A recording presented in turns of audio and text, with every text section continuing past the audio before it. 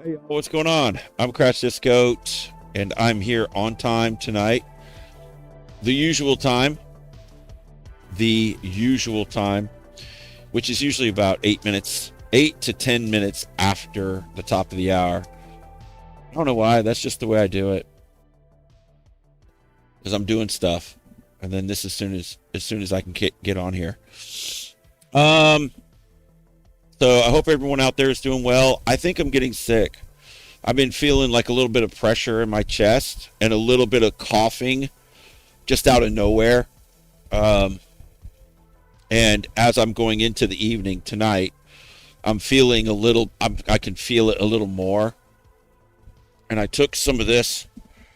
I always take vitamins and stuff, but I have some of these things. This emergency stuff, emergency vitamin C. So I just took some of this. I should have took some earlier, but I didn't really realize what was happening. So hopefully I can stave it off. Stave it. I want to stave it off. That's what I want to do.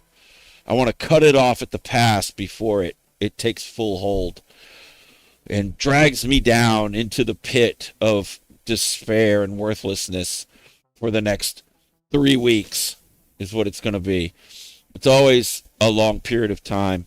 The main illness, the brunt of it, would be like about a week, but then it takes another 2 or 2.5 weeks after that to fully clear and go away.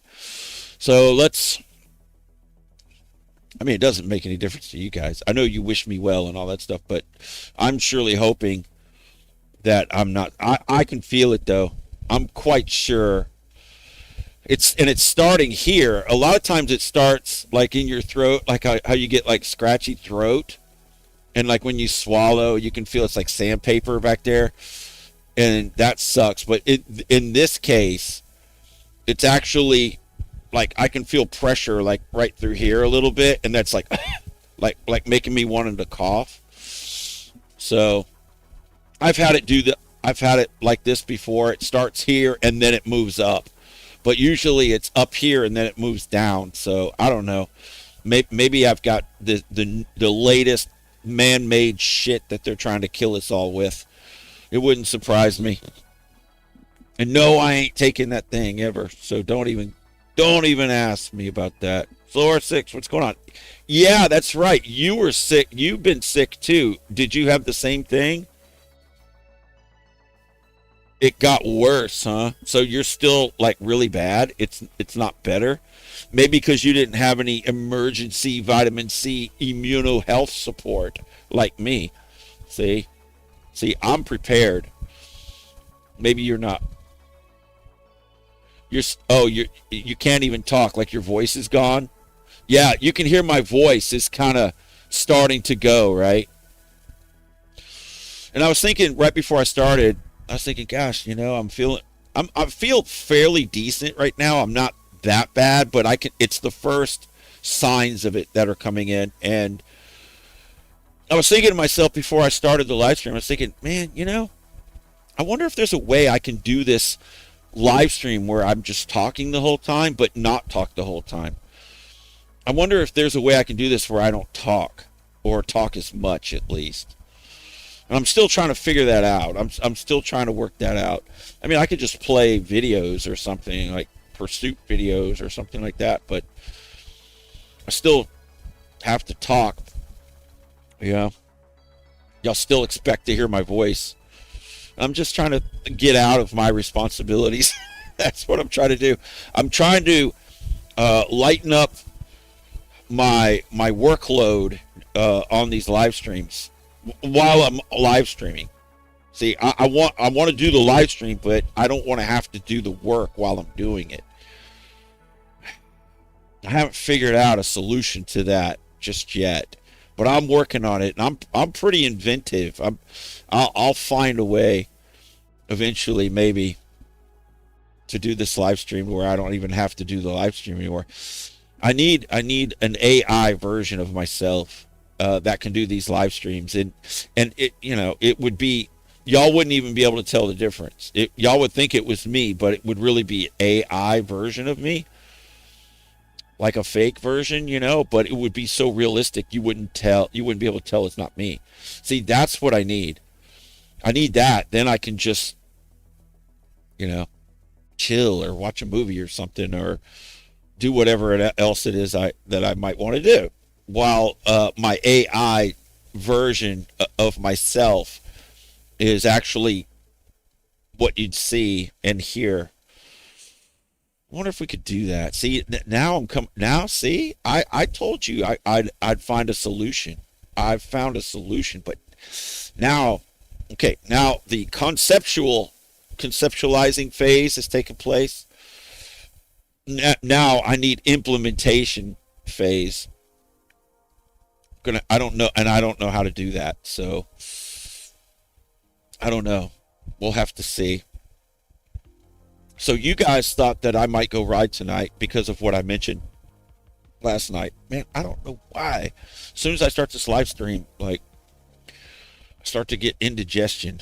I don't know what it is. Because I eat, I ate not too long ago, a couple hours ago, but man, when I sit up and lean forward, plus I just drank one of those vitamin C things. I think that's what it is. So anyway, I did not go ride tonight.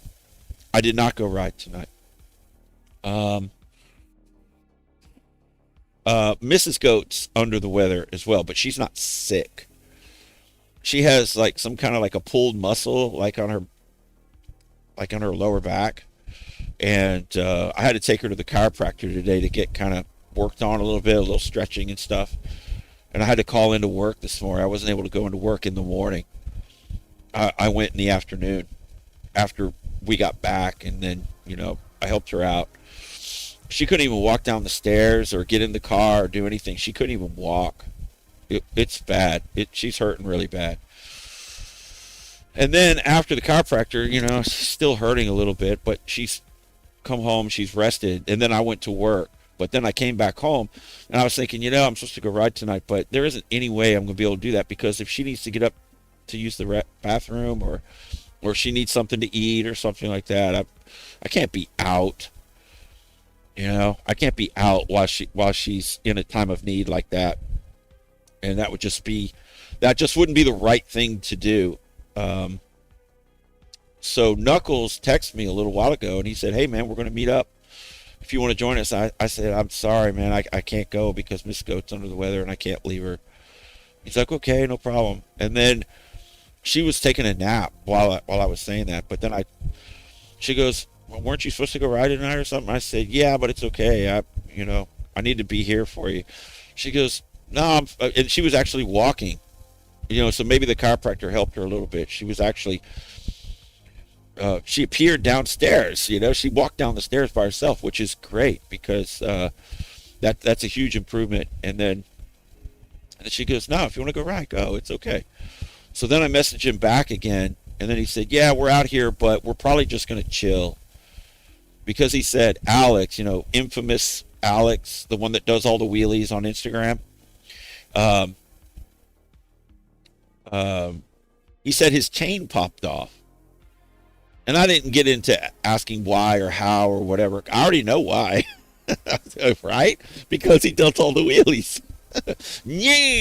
Like the clutch up wheelies. And your chain could break for other reasons too, but doing non-stop clutch up wheelies is definitely gonna work the chain. You know what I mean?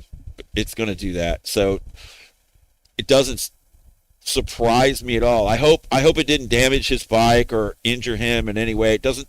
I think Knuckles would have told me if there was a problem, like he was hurt from it or something. So I think he's okay. That's why I'm not mentioning that. I think he's okay. Of course, I wish him well.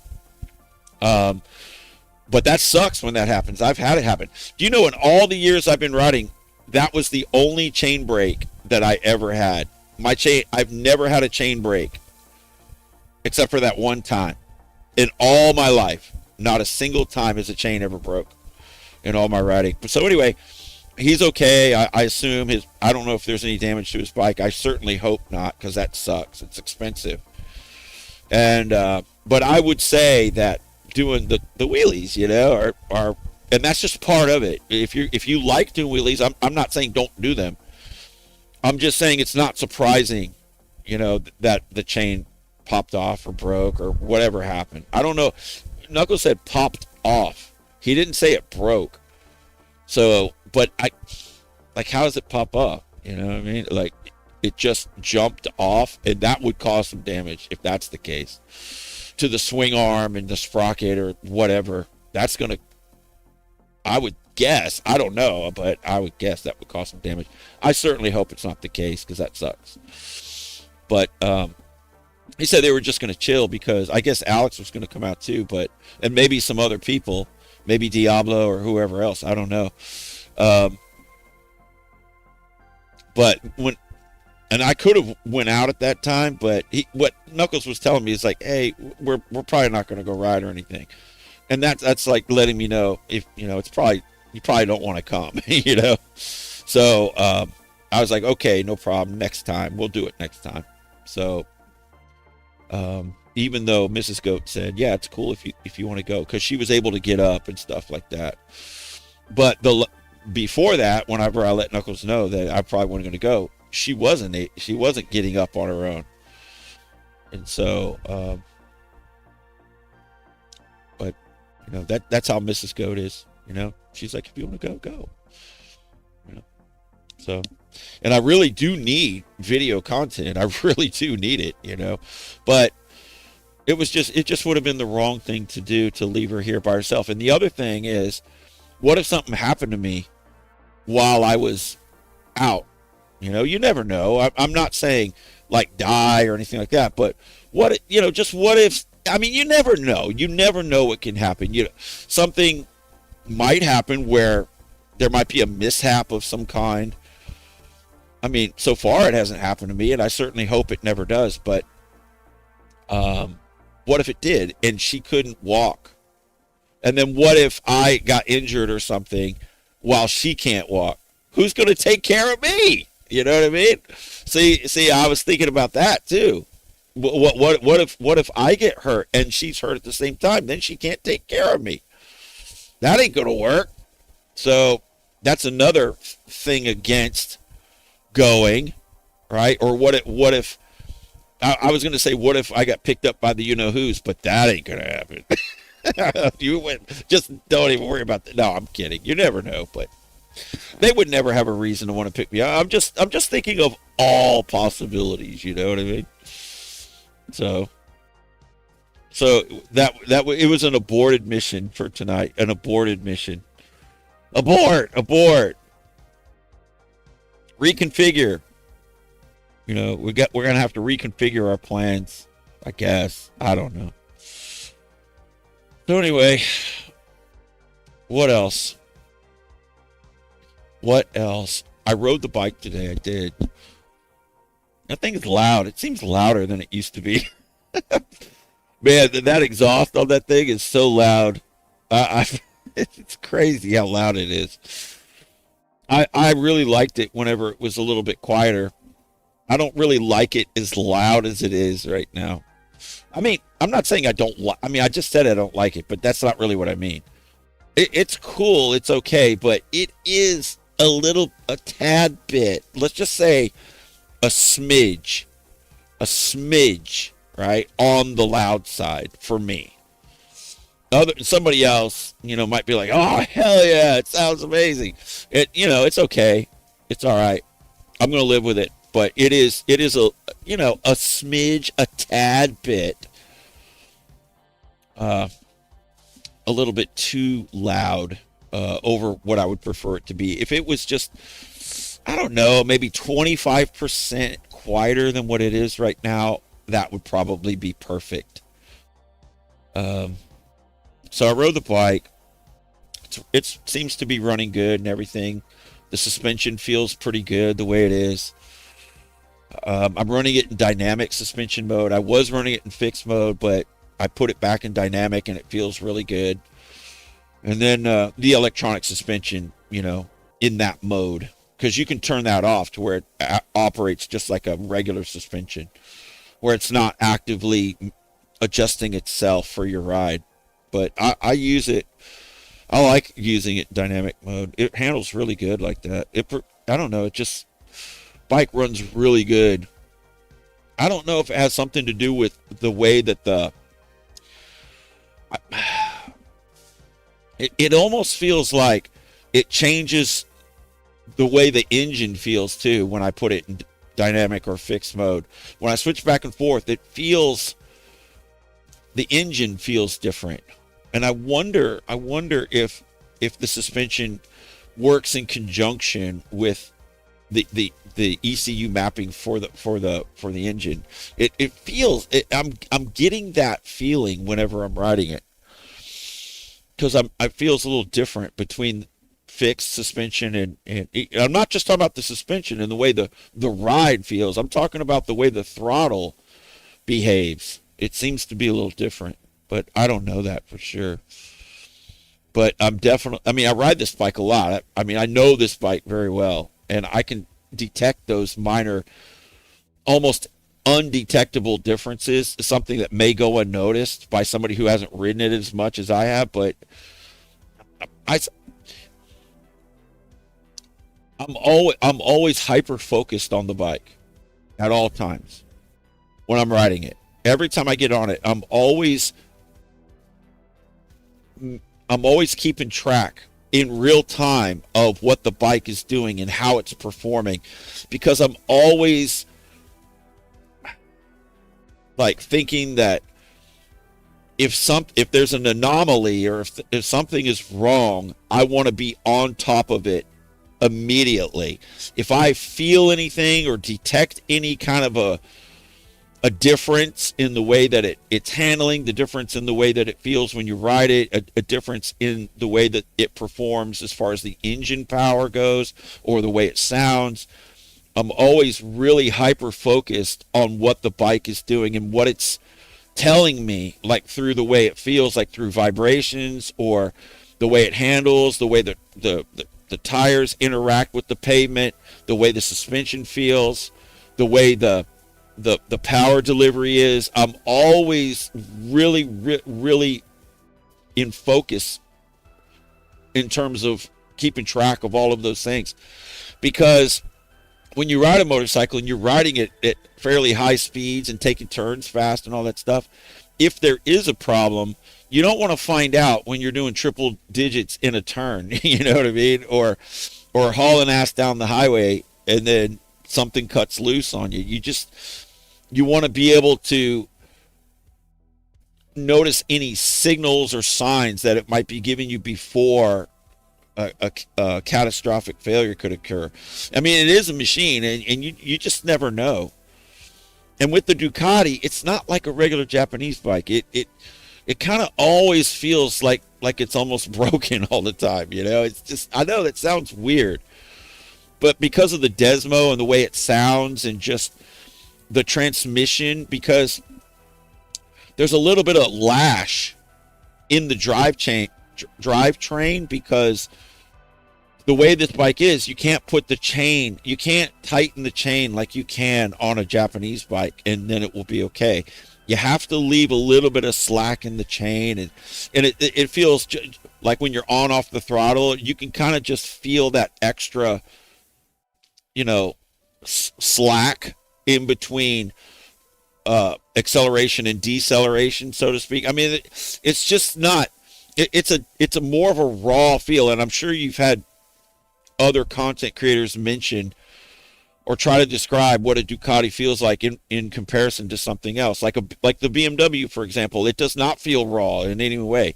It feels very precise, super smooth. The gearbox isn't notchy at all. There's no movement or wiggle really in the same way like the Ducati feels like when you're riding it. And the Ducati is much more raw, the way it sounds and just the extra valve train noise, and just it's just more of a raw and visceral experience when you're riding the Ducati. It's almost like analog versus digital. And I think I've made that comparison before. In terms of audio systems and listening to music, people that are that are known as audiophiles, people that are really, really into and passionate about listening to music on nice audio systems. In home audio, they will get all of these old technology type stuff from way back, and they have tube amplifiers that are class A amplifiers that generate a lot of heat, and they light up when you're using them, just like something out of the 1920s or whatever, because it's the initial amplifier technology. And then amplifiers in design and architecture has changed throughout the years to where they don't use tubes. They use MOSFET transistors and this and that. But when you really want the most pure sound that you can get, you want as minimal components inside the amplifier, or as few as speakers as you have to use. You're trying to get it as natural as it can possibly be.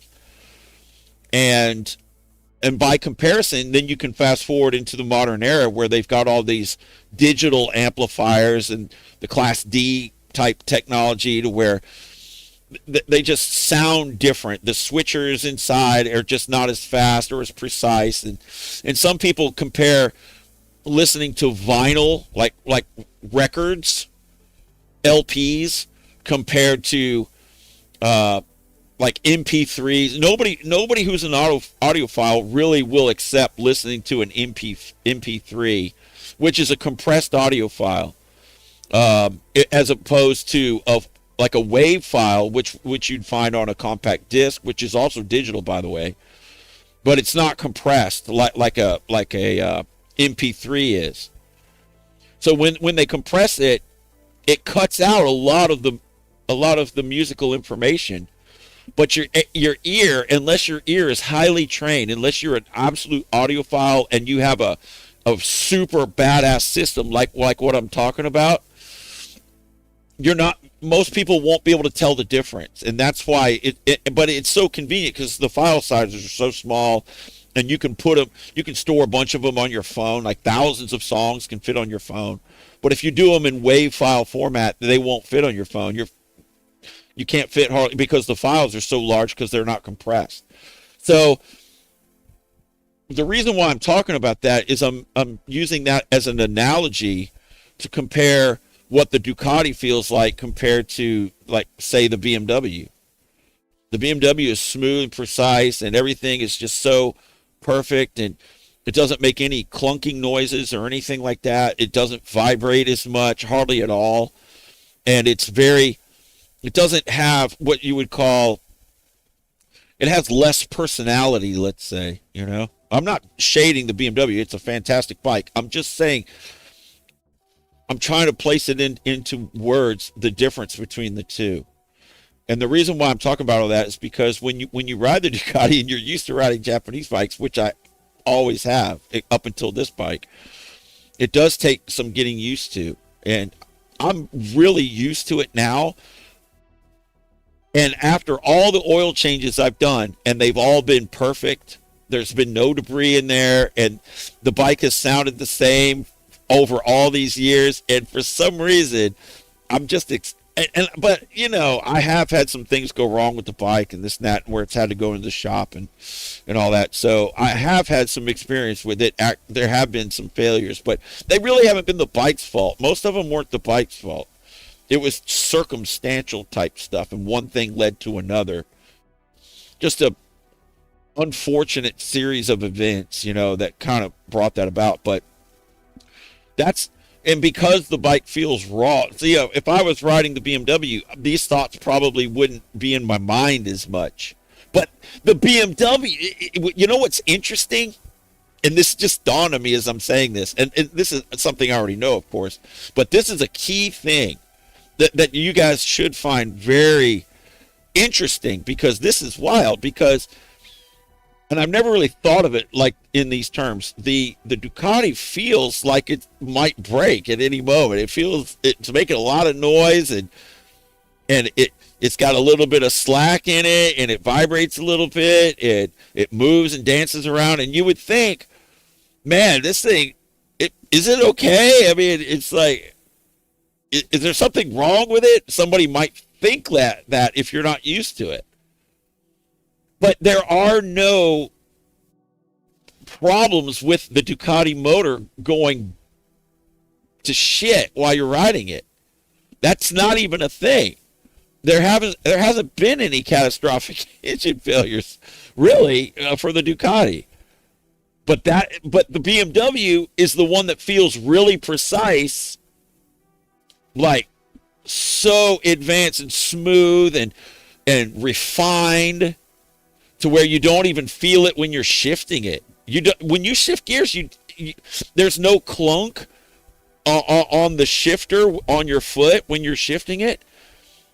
And you don't get a jolt or anything or any kind of a bump or whatever whenever you shift it. There's no clunkiness. It doesn't go clunk. It doesn't make a sound, and you don't feel anything at all. You just press the lever, and then you're in the next gear. And the only way you know is by looking at the gear indicator on the dash or listening just to the way the bike sounds. But sometimes you can't even, like on Rob's bike, when I rode it, it's stock. And if I have my music on, you can't hear the engine. It sounds like a sewing machine. That's just what it sounds like. And it's quiet. You can't hear it. So how do you know what gear you're in? And when I was riding it, I'd always have to like look down at the dash to make sure I was in the gear I thought I was in. I'm no shade on the bike at all. I loved when I was riding Rob's bike. I absolutely loved it. And I rode Tank's bike too, but Tank's bike's great too, but it just, the suspension felt different than Rob's did. Rob's feels dialed and good, like I didn't need to change it at all. But Tank's bike, somebody might have put a different spring in the shock or something. I don't know. Couldn't quite make it feel right for some reason. But the Ducati, when I'm riding it, I'm just always like listening for anything, just in case. But I really don't have anything to worry about at all. All the valves were in spec except for that one little valve that just needed a little bit of adjustment. There's no debris in the oil or anything, but here, let's look at this.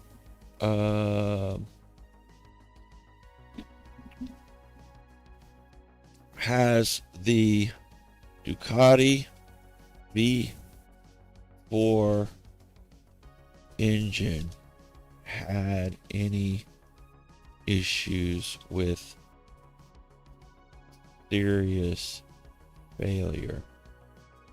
Now, there's always going to be some, but it I would think, but it's not an issue. It's not a problem for most people with this platform. But I haven't read it.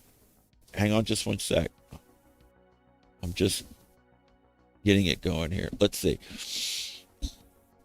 It says right here, the Ducati V4 platform has been largely reliable, but it is a high-strung race-derived engine that occasionally suffers from teething issues and requires strict maintenance.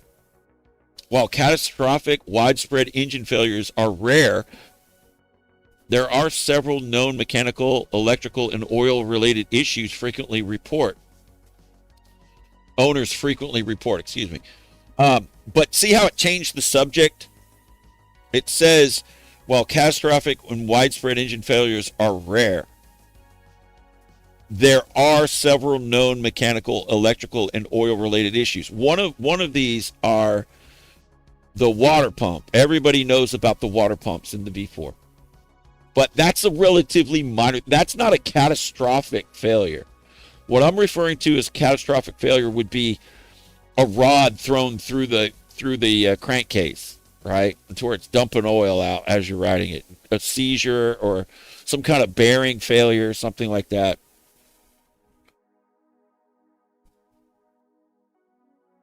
So we've got valve guide wear. Early on, Ducati issued a recall on certain newly released Multistrada V4S models due to defective valve guides. That's not catastrophic engine failure. Oil leaks and airbox blow-by. These are not catastrophic issues. Airbox blow-by. It's not piston ring blow-by. This is airbox blow-by. That's different. It says a common complaint involves oil blowing by into the airbox or seeping from valve gaskets and oil pan covers. Now, I've had oil leaks on my bike. This is often tied to gasket seal issues or incorrect oil filling, but some owners report persistent oil consumption on aggressively ridden bikes. I don't think my bike's using any oil like it was before the valve adjustment. It seems to be holding. And then some electrical gremlins. Mine had the generator go out, which is the stator basically. These are not catastrophic engine failures, is my point. And water pump oil seals. See, it says Multistrada and Diablo V4 riders have experienced water pump oil seal failures, where oil leaks into the engine's valley. Yes. In between the V, you will see that's what happened to mine. The reality of Ducati ownership, because these engines are essentially track engines and tuned for the street, they carry high maintenance requirements. The desmodromic service valve clearance adjustment is expensive and must be strictly adhered to. Yeah, it is. Failing to maintain the valves on schedule can lead to serious internal damage. Yeah. So, but let's change this up here to say,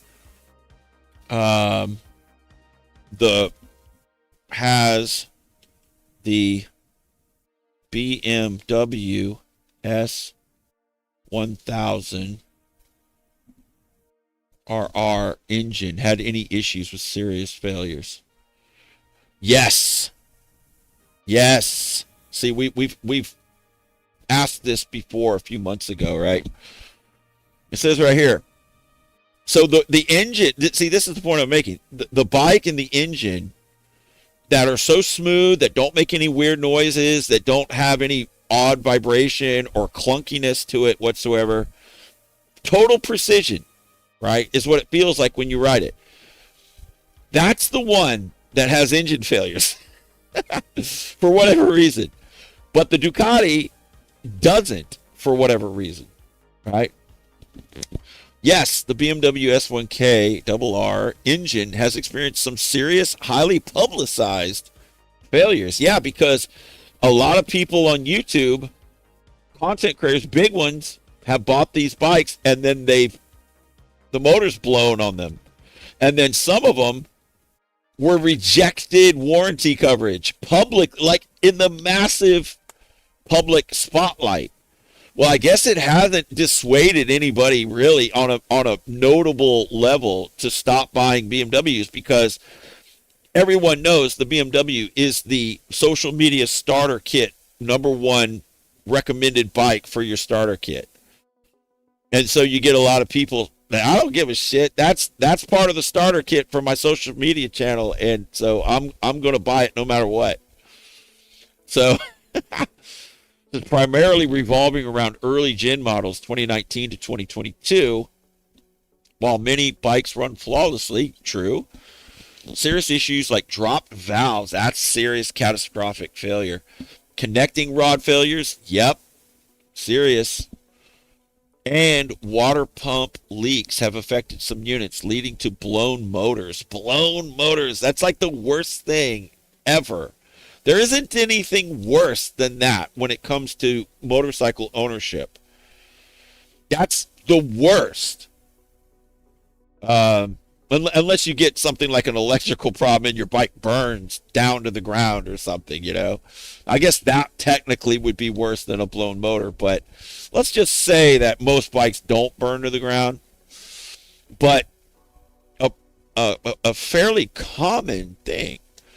But could it be that because the BMW is the starter kit #1 recommended motorcycle of choice to propel your social media presence.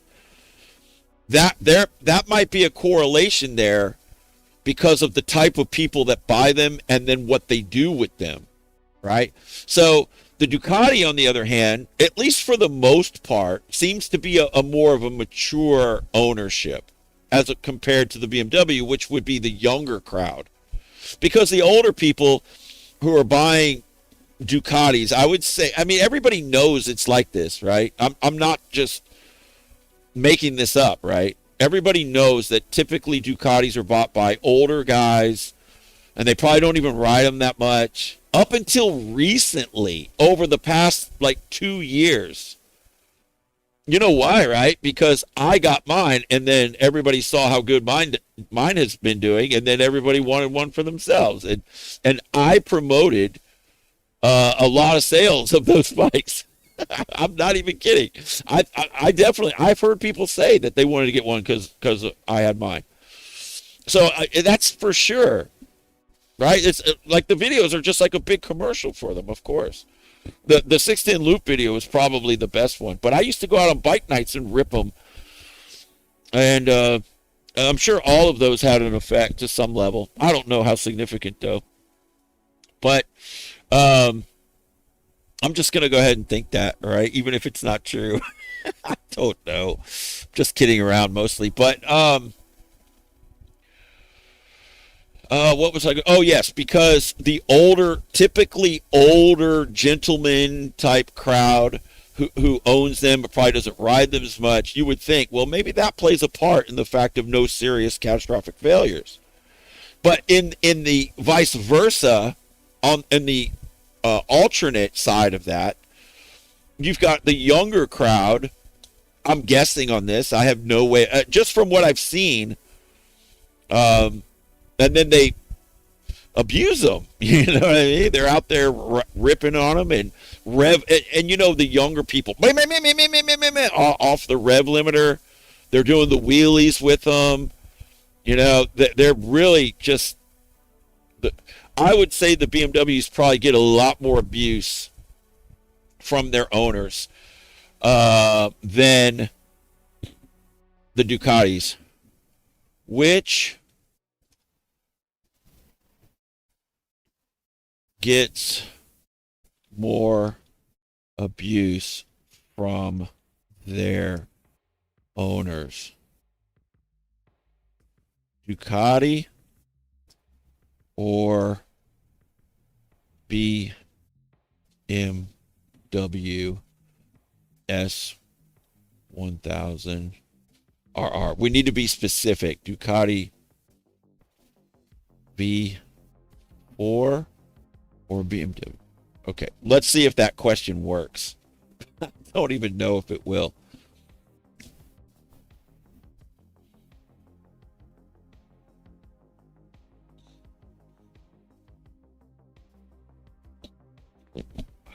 Look at this. This is interesting, right? I like AI, man, because it agrees with me. AI is genius, man, because it agrees with me. See, it's not that AI agrees with me. It's just that my brain works, right? I pay attention to the things that I see, and then I just formulate these views based on what I know, and then I look at this here during the live stream with you, and then it quite often it confirms, you know, like what I see. Between the two, so the question is, which gets more abuse from their owners, Ducati V4 or BMW S1000RR? Between the two, the BMW S1000RR arguably takes more mechanical abuse. It is widely considered the more robust Swiss Army knife, right? Like the precise construction of the leader bike class, making it a favorite for track day enthusiasts and amateur racers who push the engine hard while relying on its high-speed stability and clinical, easy-to-use electronics. See, clinical, that's another word used to describe the BMW. Both bikes endure extreme conditions. The type of abuse differs by brand. The BMW S1K owners thrash these bikes at the track, bounce them off the rev limiter, and use them aggressively daily street commuter. Use them as aggressive daily street commuters. The inline four engine and shift cam technology handle this heavy high RPM abuse very reliably. Does it though? Does it though?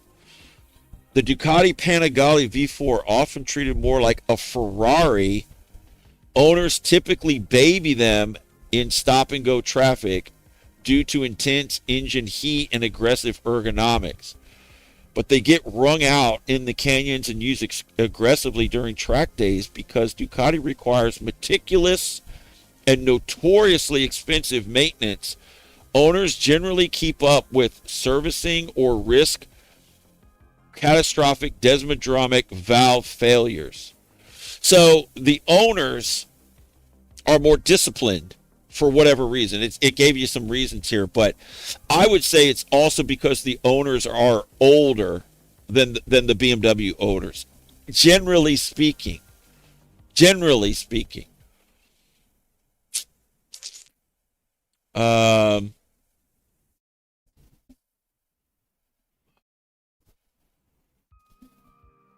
Which has older owners?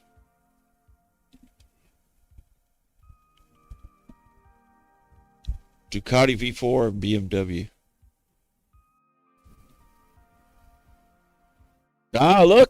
Look, I'm on a roll, folks. I am on a roll, and I promise you I did not program this AI. I did not do that. Which has older owners, the Ducati V4 or the BMW S1K RR? Industry demographics and enthusiast forums show that the Ducati Panigale V4 riders tend to be slightly older on average, while BMW S1K attracts a slightly younger, more tech-driven sport bike demographic. In contrast, typical rider profiles is driven by brand positioning, bike characteristics, and pricing. The Panigale older crowd, Ducati owners are often drawn to the brand's heritage, exotic styling, and prestige. Because these bikes carry a higher premium, base model starting over 25 grand, they're typically purchased by more established enthusiasts and older riders who view them as luxury items or collector pieces. Now, the BMW S1K, slightly younger crowd, BMW attracts riders looking for cutting-edge electronics, daily usability, and blistering track times right out of the box. Features like heated grips, factory cruise control, and more forgiving, slightly less aggressive riding position appeal to tech-savvy riders and daily commuters. That's interesting because I use the Ducati as a daily commuter. That's mainly what I use it for, with some bike group rides thrown in every now and then. But the main portion of my riding of the Ducati is I'm using it as a commuter, because I don't have to sit in traffic. It completely removes me from the traffic and all the bullshit. So anyway, that's an interesting dive into the differences on a number of levels between the two bikes. The one that is more precise in precision, cutting edge, and all that, that's the one that gets all the blown motors. But the one that supposedly isn't as precise, or it's more raw or whatever, that's the one, and it has a much more complicated valve system that, well, let's just say a valve system that requires more meticulous maintenance. But because of the older demographic, people that are more established, that means successful people. I'm not putting myself into that category, by the way. I'm just kind of a normal person that happens to have one of these bikes. Tend to be more disciplined, not only in their maintenance, the following of them. They're going to take it seriously, because older people tend to be wiser, generally speaking, than younger people.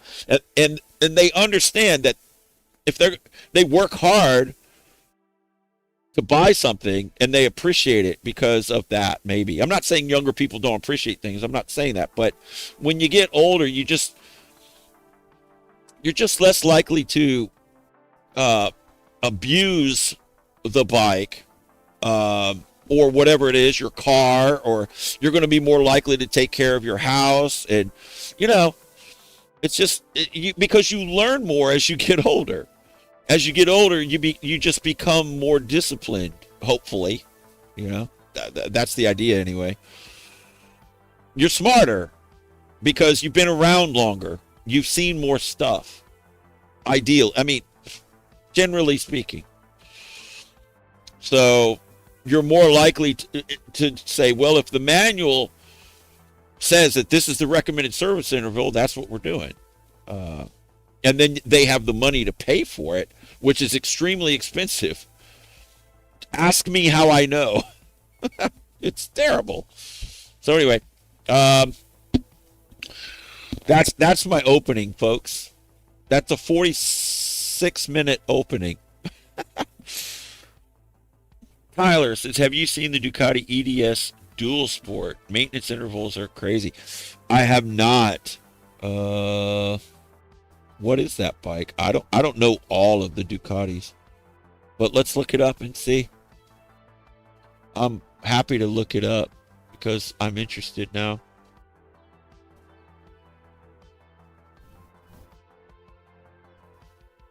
Okay. All right. Oh, I see.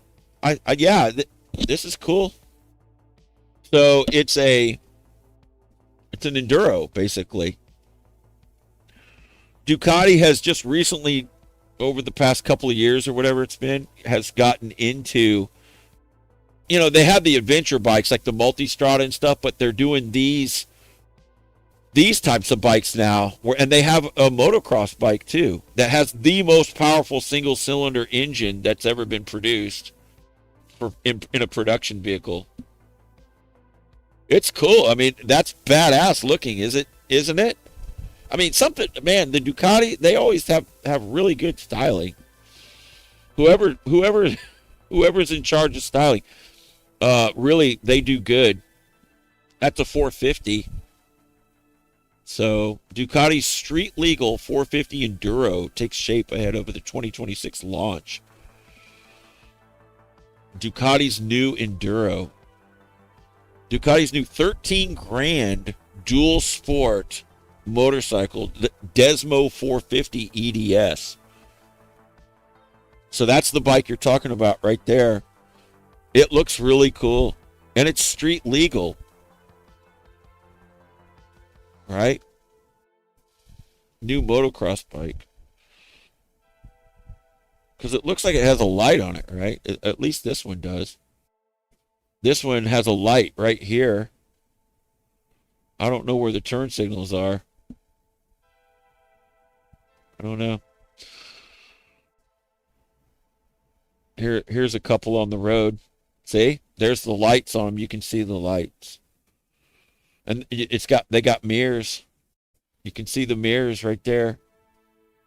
So I guess it has a turn signal somewhere in there. Maybe that it's next to the light, like right there. I don't know. And here's the back end of it. So it's got the light. There's the turn signals there with the license plate holder. I don't know what that is. A reverse. It looks like a reverse light, right? That looks like, I don't know. What the hell is that thing? Here's the front of it. Looks cool, right? Yeah, it's a good looking bike for sure. I like the black wheels with the spokes. Looks with the red. It's got the gold forks on it. It's like the same color as the V4. That's a really cool looking bike. I wouldn't mind having one of those. Look at the shape of the front fender on it. And just the lines of it are really nice. Like, look at this badass front fender. And this all looks really good. The little vents here and stuff. The swing arm. Yeah, it's nice. 13 grand. Not bad. Not bad. I mean, I don't know what the maintenance intervals are. Let's see.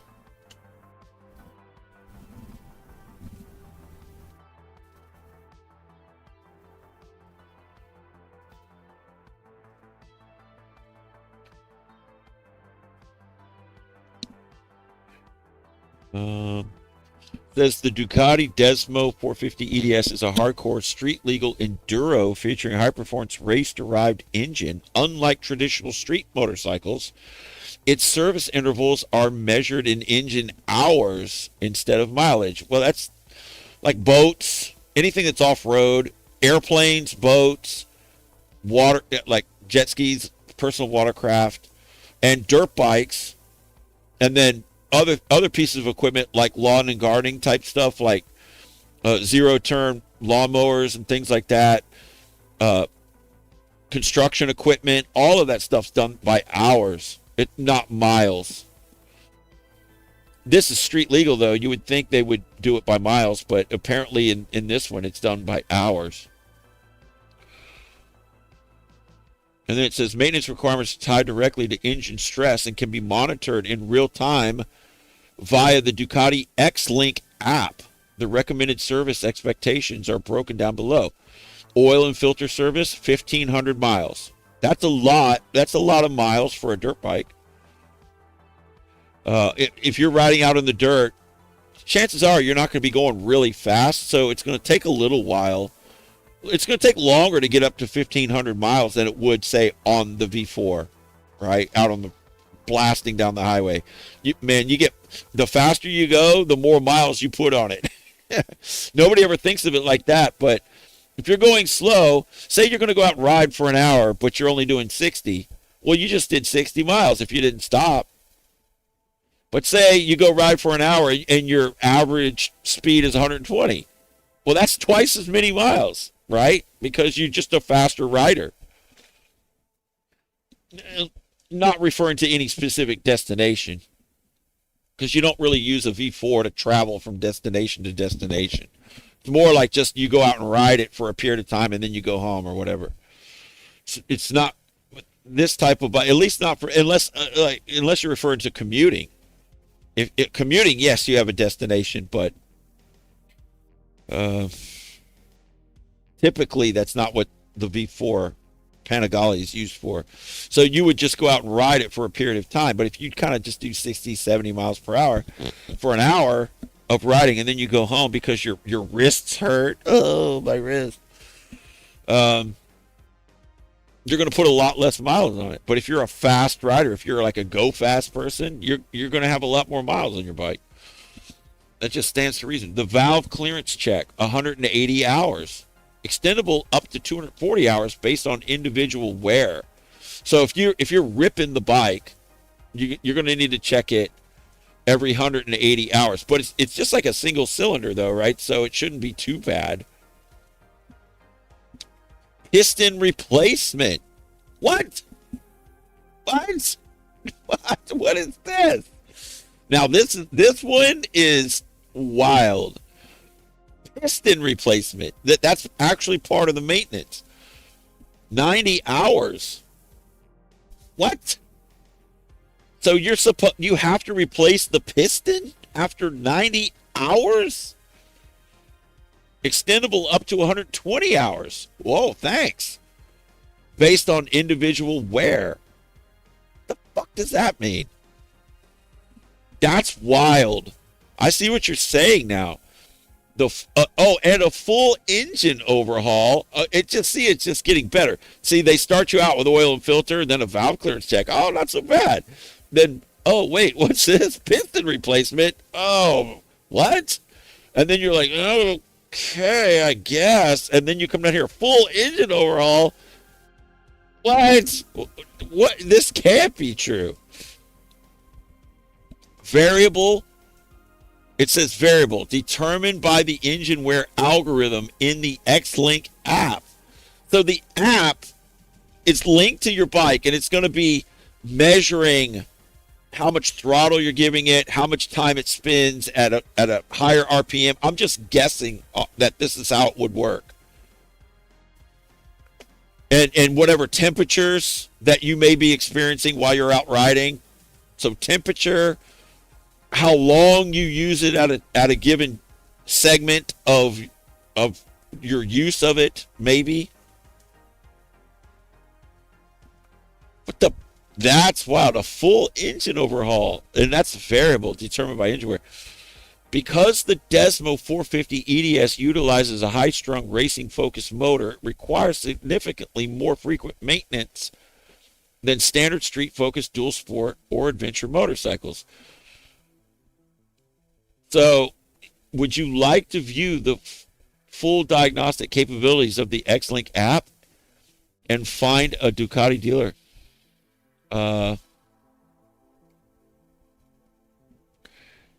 Yes. Tell me more about the app.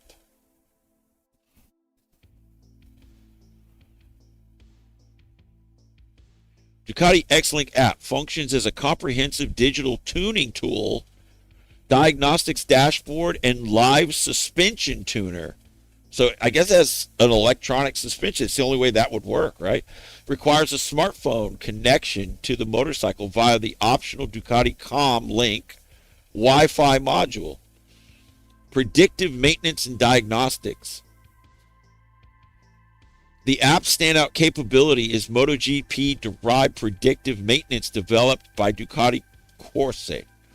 Engine stress index. Rather than relying solely on a fixed hour meter, the engine control unit, the ECU, tracks gear selection, RPM, operating temperatures, and terrain resistance. See, very close to what I was just imagining how it would work. Y'all can see I'm kind of a genius, right? So y'all better agree with me on what I say. That's the only way you're ever going to be right and therefore a genius. So you have to agree with me on whatever I say in order, to be at least smart. So I hope y'all understand that, right? So anyway, dynamic counters. The app aggregates this data into live wear percentage counter. It dynamically shifts your next oil change, mid-service, piston valve, and full service engine overhaul windows based on how hard you ride it. God, man, see, I would bug the hell out of me if I'm sitting there. I'd be like, I want to rip, but I don't want to rebuild my engine. God, I want to just. This thing is so fast it hauls like, but you're like, oh shit, gotta let off. I don't want to rebuild my motor. I'd have to plan for that. Like, what does it cost to rebuild the motor? It's got to be more than the Desmo. My Desmo service, right? You would think to rebuild the motor, it would probably cost more than $2,400. I'm just guessing. I don't know. I can't imagine rebuilding the entire motor is going to be cheap. You're going to have labor and parts. And then every so often, your whole motor has to come apart, be disassembled, and hopefully put back together by somebody. That's crazy. So, and then it has service logging. Official dealer completed services are automatically logged into Ducati's global database. While the app allows you to self-record garage oil changes and custom maintenance notes. So, this keeps a history of your bike, basically. So they will be able to know if you followed, the maintenance schedule. And if you don't, and then you have like some kind of problem with it or something, I can't even, man, that's rough. That's rough. And then it says you can modify the bike's electronic power delivery on the fly to suit different trail conditions or tracks. Engine parameter mapping, adjust throttle response, engine brake control, Ducati traction control, and launch control. It has launch control, y'all.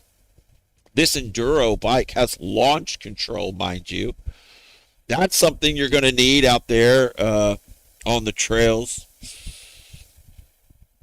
Mapping profiles. Save your custom maps, swap them out for varied terrain, or export and share them digitally with other riders. Hey man, I set up my map like this. Here, let me send it to you, and then boom, there it goes. Oh yeah, I just got it. Thanks. Like sending a text message. And then it has intelligence. I mean, it sounds like a really cool bike, but man, like a scheduled engine rebuild based on how hard you ride it. God, man, I'd be bankrupt from rebuilding that engine all the time. I would not buy this bike. As cool as it is, I would I this is for people that have a lot of money, I would say. Way more than my bike even, because it doesn't have a scheduled rebuild, a required rebuild. And they call that like a full service or whatever. You have basic and then intermediate and then full service. The full service is we're rebuilding your motor. So it says the intelligent suspension setup says the app eliminates guesswork when dialing in your front forks and rear shock. Custom calculations input your body weight, gear weight, and riding experience level. So it asks, hey, how good are you? Don't lie. Don't lie to me. It probably says, you probably say, like, I've been riding for 25 years. And it probably would say, are you sure you want to go with that? I doubt you've been riding for 25 years. And then it says terrain tuning. Select the track or the trail type, e.g. hard pack, deep sand, or technical rocks. These are all inputs into the app that will set up your suspension for you. Clicker suggestions. The app running algorithm outputs specific mechanical clicker setting recommendations for your exact profile, whatever that is, and the live telemetry. Okay, that's crazy. That's crazy. I wouldn't want to buy that bike because the only reason why I would want to twist the throttle and throw rooster tails everywhere out there with that thing. That's what I would want to do. And it would be like, I'd probably take it out on 2 weekends, and that thing would be like popping up pop-ups on my phone saying, time for your engine rebuild. Hello, goat. Guess what time it is? Time for your engine rebuild. Seriously? Yes, seriously. And then it might even shut your bike off, right? I wonder if it disables your bike, you know. I wouldn't surprise me. I don't think it does that, but it wouldn't surprise me if it did. It does everything else.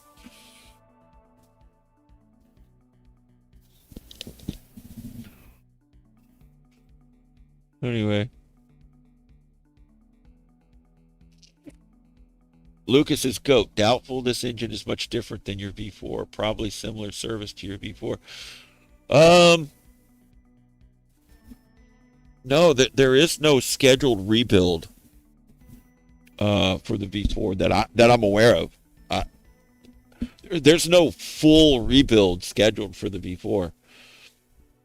I would imagine that I would already be up for it. It would already be due on my bike if that was the case. My bike's ripping, man. It's freaking, at least right now, I hope nothing goes wrong with it. I'm not trying to jinx it or anything, but I've got approaching 42,000 miles on that thing. And it rides amazing. I can't imagine it needing an engine rebuild. You know. I was talking about it consuming some oil the other day, but I don't know if it's doing that anymore. I think having the valves, but he said the valves weren't out of adjustment. But I'm telling you, the bike sounds different now. It sounds different than it did. Doesn't sound exactly the same. It had some kind of a strange sound out of the right exhaust. Sounded different than the left side. It almost sounded like it was echoing off of each other because they had different sounds. But now both sides sound the same.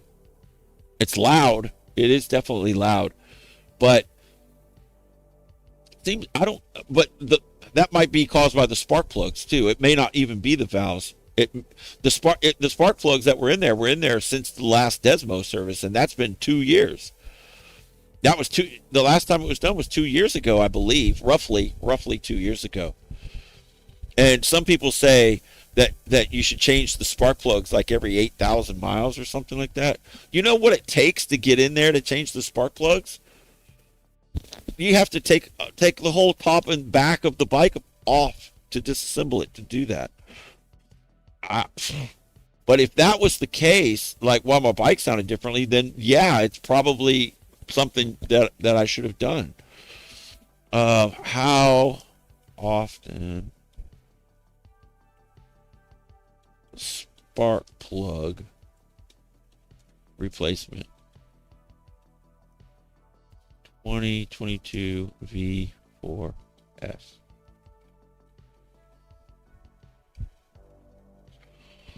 Okay, so it's this. It is with the Desmo, but mine were over 15,000.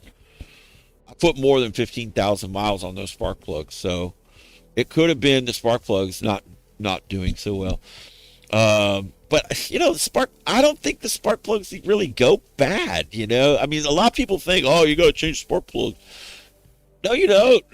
They really don't freaking go bad. For a 2022 Ducati V4S, spark plug replacement is recommended every 15,000 miles. You want to know why? Because they're buried in the motor, right? Underneath everything. You got to take apart so much shit just to get to the spark plugs. And the reason why I would guess is that they say it's 15,000 is because that's when the Desmo service is. And you got to get into that same area to check the valves. And so, of course, while you're there, just for good measure, go ahead and change them while we're here. They don't cost that much. And it's good measure type stuff. Is it really necessary to do it? Nah, I don't think so. I mean, how often do you change your spark plugs in your car? Like, I've got this Altima out here that has the original spark plugs in it. Runs fine. It's got it has 98,000 miles on it now. Because Mrs. Goat's been driving it around. She's put a lot of the miles on it recently. But it's got 98,000 miles on it. And the thing runs like it's new. And I've never changed the spark plugs. I mean, I didn't buy it new. I think it had like 35,000 miles on it when I bought it. And it's in perfect condition when we bought it. It's like somebody took really good care of it. It's totally spotless clean. It was in perfect condition. The interior is perfect. Exterior, no dents or anything. It was just a flawless car. And it's been really great. But I can't imagine somebody changed the spark plugs, the previous owner, and I haven't changed them, and they're fine. But now it revs a lot lower and all that stuff. I know it's not exactly the same thing, and if you want the maximum performance, like if you were a racer and you're like the race teams, they're going to be changing their spark plugs out fairly regularly. Why? To get the maximum performance, I would say, just to be sure that they're not going to have a spark plug problem. So they know it's best to just go ahead and change those things like every other race or something like that. But I haven't noticed any problem. But, that different sound or something like that might have been created from a spark plug issue. But I don't think so. Yeah, it seems to me like it would be more like the valves that would be the problem. But, hey, what do I know? So anyway.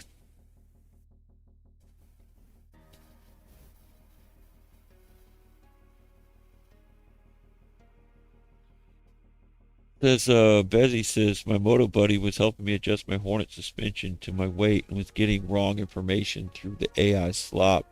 Got to be careful with its information. Yeah, on certain things. Yeah, for sure. Sonny says everything is all good. Test. He calls me Test. Don't jinx myself. Don't jinx myself by saying I don't have any problems with it. Yeah, I mean.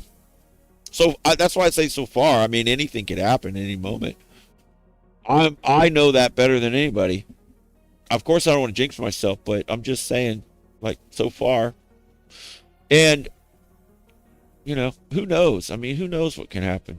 But overall, I think the bike's doing pretty good. Man, whenever I was riding home today, in the summertime, like when we're entering summer right now, down here it's very hot. It's over 90 degrees. And what that means is the wind blows in from the south, off of the Gulf of Mexico, up past Houston, blowing northward. And ride south into the wind in the afternoon. And I remember when I got the R6. I mean, it's like this all the time. Years ago, in the morning, whenever I would go northward, the air was a little cooler. The wind hasn't picked up in the daytime just yet. The bike has been sitting overnight, so there's no heat soak in the bike or anything. And then when I ride it in the morning, it just extra power, like when the air is a little cooler, you get a little bit more power of the bike or your car or whatever. And then in the afternoon, the temperature had risen, and the air's thinner or some shit. It's hotter and thinner. And then when you get out and you ride in that, the bike senses that through the air temperature sensor and all that stuff. And then it retards the timing. And so the bike has less power because it's protecting itself from pre-ignition and detonation, that kind of stuff. So it retards the timing to protect itself so it doesn't, destroy itself. And then so you're riding, and then you're riding into a headwind. And when I was riding on the R6, the R6 ran really good. It was fine, and especially like in the morning, and not into a strong headwind, and the air was a little cooler, so it had extra power. But then you get into the hot air, and then you get a 15 to 20 mile an hour like wind into your face, in addition to the speed that you're going. So if you're doing 90 miles an hour, it feels like you're doing 110. All right. And the bike you'd feel that. The bike would struggle because it just didn't have enough power, raw power, the torque to just force itself through the headwind. And the bike was, you could see it was struggling. It was quick going into the headwind because the bike just wasn't strong enough to power through it. But with the Ducati, it's got plenty of power to just power through it. Like if I just want to twist the throttle, the headwind ain't slowing it down really. I mean, of course it's not as good as having no wind or a tailwind, of course, but it still pulls into the headwind like really strongly. All I gotta do is twist the throttle and just power. But the problem is the wind blast that I get on myself, on my body.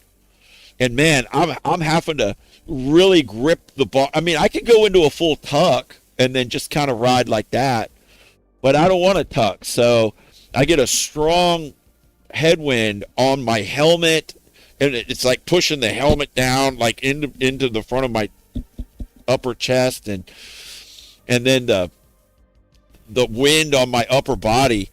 I have to really hang on to the bars strongly in order to hang on in the face of that kind of wind. That's how my ride home was today. It's intense. It really takes some of the pleasure out of the ride, I will tell you. It does. It's so much nicer when the air's a little bit cooler, it's a little bit denser, but there's not as much wind directly blowing in your face. It's hardcore. In order to want to do this and face that every day, I can understand how some people who might like to ride motorcycles might think, well, it's a little hot, and the intensity, man, going into the headwind every time I come home, it's just like it wears me out. I can understand if somebody feels like that for sure, because I'm super hardcore, and that shit wears me out a little bit. I'm not saying like it's like making me not want to ride, or I just don't prefer having a freaking hot headwind in my face and having to hang on just so I don't get blown off the back of the bike, because the bike's pushing through and I'm giving it throttle to make the bike go, but my upper body, my helmet's exposed to the wind. And then that puts an extreme, and then as the bike is pushing at a high rate of speed through the wind, that puts a large amount of pressure on your body to where you've got to really hang on, and you could get blown back from that. If you let go, it'll blow you back for sure.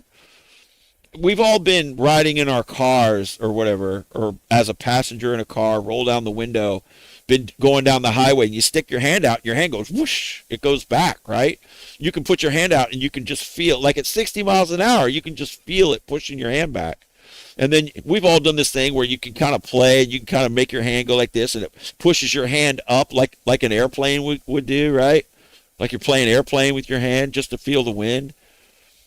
The wind is very strong at 60 miles an hour. Imagine it at 100 or 120 or 160 or whatever speed, you may be doing.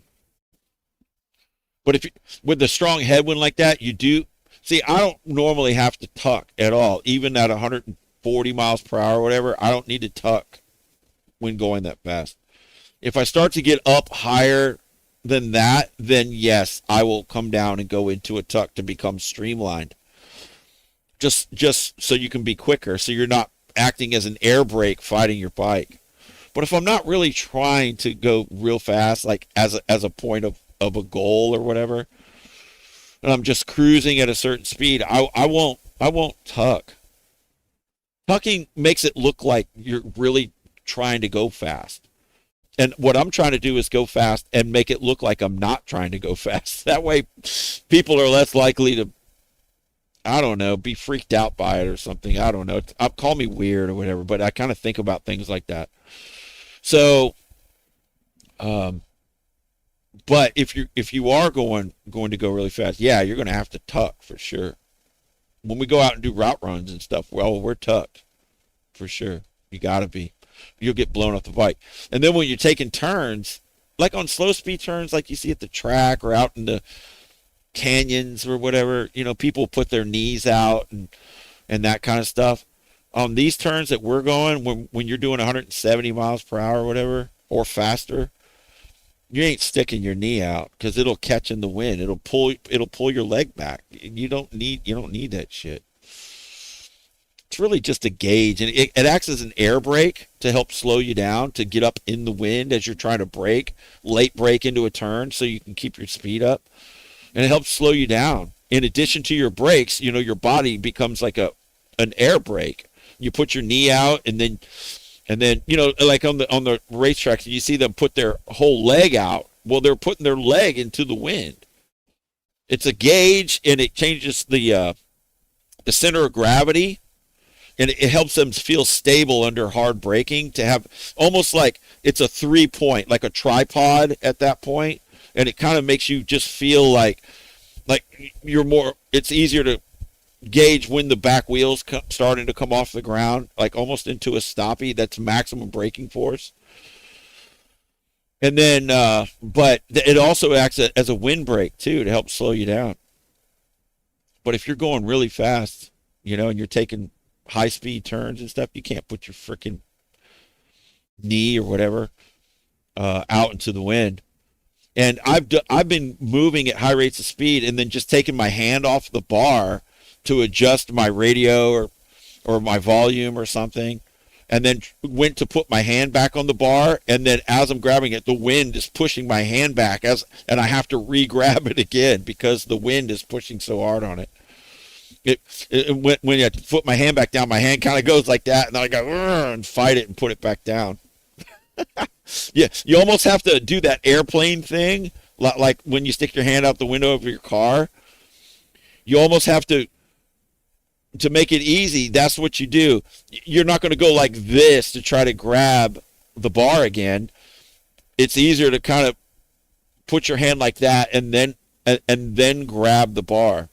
So after you pull it off, you kind of have to slice through the air with your hand, and then as you get to the bar, then grab it. That's what works when you're cruising at a high rate of speed and you take your hand off the bar. If you don't, then your hand gets blown back. It's pretty wild. It's pretty wild.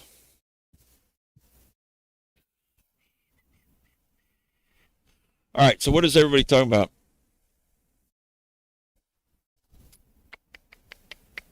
Lucas says the Valentino Rossi leg drag. Yeah, I guess he's the one that started that, right? Tyler says, imagine skydiving and playing with 120 to 180 mile per hour wind with your whole body. Yeah, yeah. A lot of people love skydiving. I can see how people would like it for sure. I've never done it. I have no.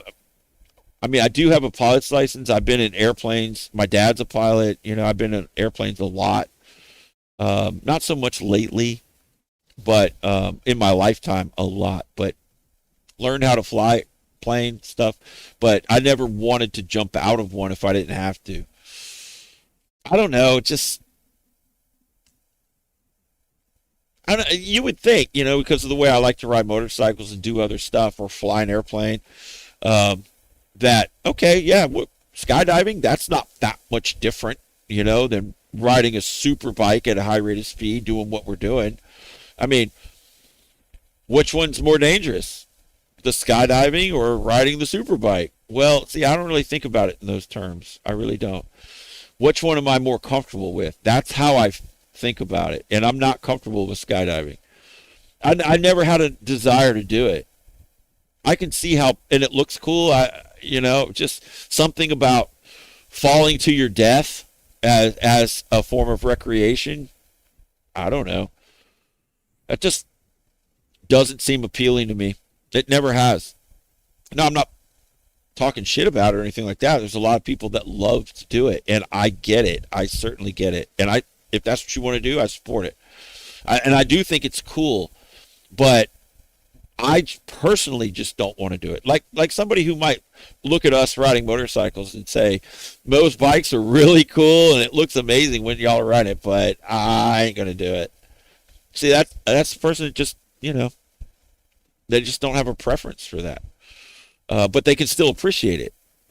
Well, that's how I feel about skydiving.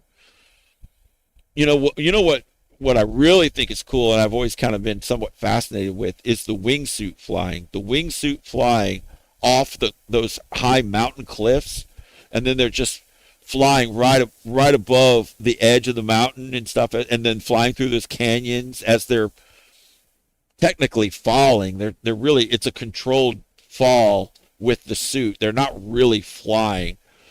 Flying, you have to be able to maintain altitude. That's what flying is, or increase altitude. And I don't mean just swooping up and then falling again. That isn't going to fly. To fall under the definition of flying. An actual actual flight is like something you'd see a bird do, or an airplane, a helicopter, you know, those types of things where it's not just falling, but because you have a suit, you're not falling as fast because you're directing yourself into some level of forward motion, but you're not flying really. It's a controlled descent. It's a controlled fall basically. But is it cool? Absolutely. It's definitely cool. And I've really enjoyed watching people do it just on videos and stuff. That's what, for a while there, I was on a huge kick just watching that. I used to watch a couple of things. What I used to watch a lot of was wingsuit flying, and then I'd watch the parkour. I love that parkour stuff where they have challenges and they all try to do certain things, or they'll run along the edges of buildings and jump from one building to the other, or they'll have like some kind of urban route that they run through, and they'll go down these stairs and hop over and onto a light pole and slide down and then run and then do it all over again or some shit. That parkour stuff's pretty cool. I really like that. I did a form of that whenever I was a kid, but nothing like what you would call parkour these days. I wasn't doing it, but I used to run around like a kid and jump off of stuff and, you know, hang from things and try to do stuff like that. But it wasn't a name for it at the time. It was just called being a kid. Back in the early 80s, it was just like you were just being outside playing, being a kid. You know, that's just part of what we did. Get on roofs and stuff and jump off. I used to do that shit. I used to climb up onto the roof of our house and then just jump off the roof for fun. That's what I did. And it's a lot like parkour. It was just like parkour, where you would jump off the roof and the way you land and kind of roll. That's I was doing that as a kid. And no, I never got hurt doing it, or I never broke a leg or threw a joint out or anything. Because I felt like I could jump off of like really high stuff. I could because I knew how to soften my landing. You know, it's just something you learn. Um, but I enjoyed watching parkour. And then the other there was there was a kick, a trend. I guess you would call it a trend. You know, where uh, there were these people that would climb up. It's almost like a form of parkour, but at high altitudes where people would climb up buildings and stuff and go off these cranes. Have y'all seen that? Um, Let me see if I can find it. Uh, Tower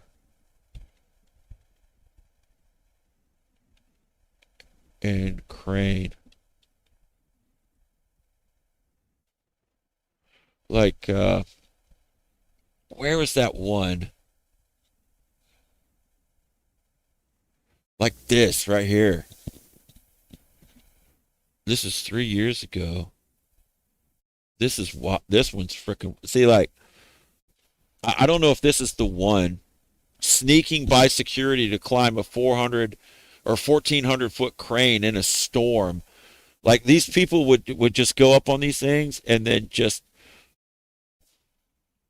like with no gear, and they would climb up to the like on top of a building that was being constructed and climb out to the very top. And then there's this one. Look at this shit. See, it gives me the chills looking at it. But um, they would this one actually scaled down the little ball up the edge of the crane. He climbed up to the top of the crane, like up high like this, and then he climbed down on the cable and lowered himself down onto like where the little ball and the hook was at like 1,000 feet up or however high the top of this building was. It wasn't even the top of the building. It was the crane that was higher than the building that was building the building. Like where is this one? I gotta find this. It might be this one. These guys are nuts. I mean, I do some crazy shit, but I would never.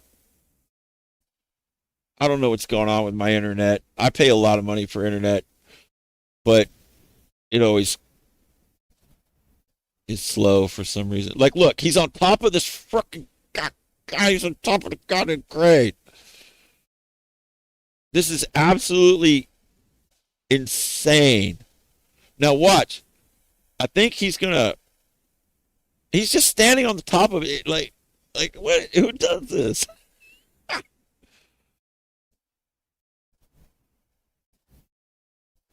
See, this is on top of a building being built. It's like the highest thing in the city. And look, like, how do they do this? How could they feel okay doing this? I just don't understand. And then look, he's gonna.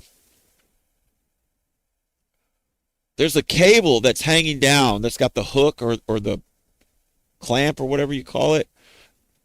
See, I'm sitting here. I'm getting chills down my spine looking at this. It's almost hard to watch. I guess that's how some people think of the riding videos.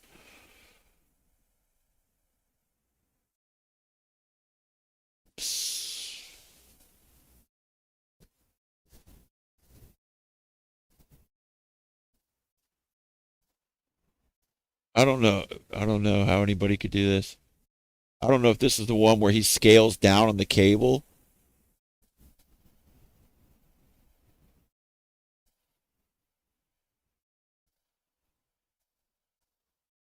but maybe not this one. Look at these fools, man. It's just insane. Oh my god, that's terrifying. Well, people build those things, you know, they get up there and they piece those cranes together way up high like that. Like, I don't even know how they do that shit.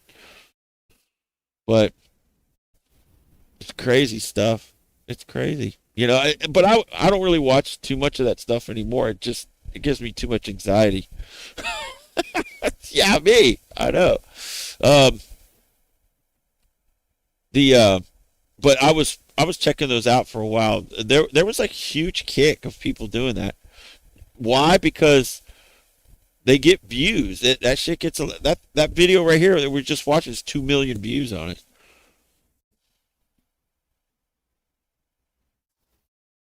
Insane. So anyway, yeah, it's not my brand of adrenaline for sure. Karashami, Karashamani, Karash, Karam Shamani. Dude is playing Mirror's Edge in real life. Stickman, what's up, Stickman? Stunny says I can never jump out of a plane. Yeah, I wouldn't want to do it.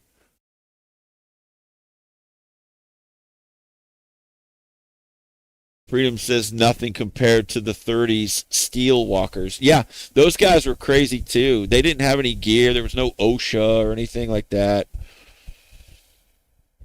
They were crazy. I heard back then that they used Indians, Native Americans, because they seemed to be less fearful of the height for some reason. Generally, I heard that. Let me see if that's true. Were Native Americans best for building tall buildings in the 30s? Let's see what it says. Oh yeah, see, see, I know a thing or two. Were Native Americans best for building tall buildings in the 30s? Yes, yes. Native American ironworkers, specifically from the Mohawk Nation, part of the Haudenosaunee or Iroquois Confederacy, were integral to building America's tallest skyscrapers in the 20s and 30s. Renowned for their high steel expertise, they became a driving force behind the construction of iconic landmarks like the Empire State Building and Chrysler Building.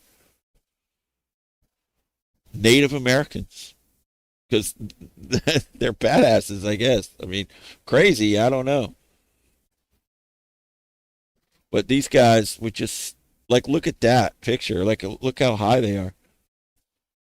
But I wouldn't say it's what these other guys were doing was nothing compared to what these guys are doing. I think the ones that in the video we just watched are actually higher than these guys. But these guys were the originators, and they were actually building the buildings, not just climbing on them, which would be a lot more risky. Like, look at this guy right here. Here's one. He looks like an Indian, right?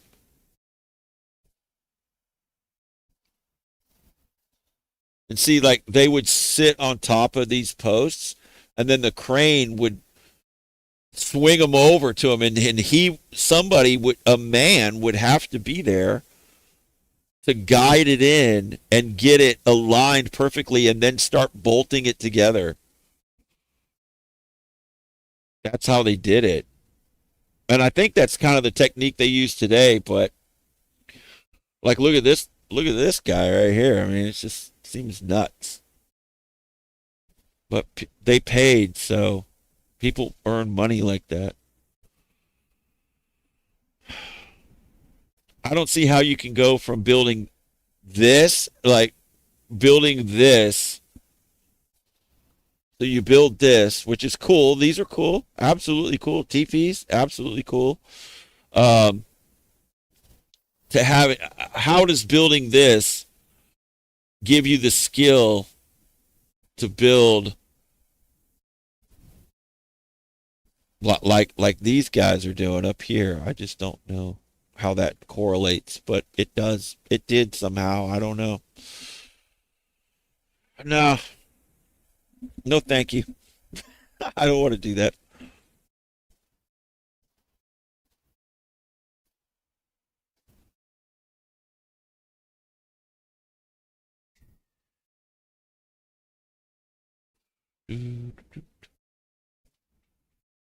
Yeah, no fear, freedom. I know, man, no fear. But did did they have fear and then they just kind of had the ability to just push it away? Kind of like when I ride the motorcycle, some people would be terrified, right? I would say people that aren't used to it, but because I'm used to it, I don't really have a what you'd call a fear. Because if I had a, I enjoy it. Something that should be terrifying, I find uh, entertaining and fun. And maybe that's how they look at it.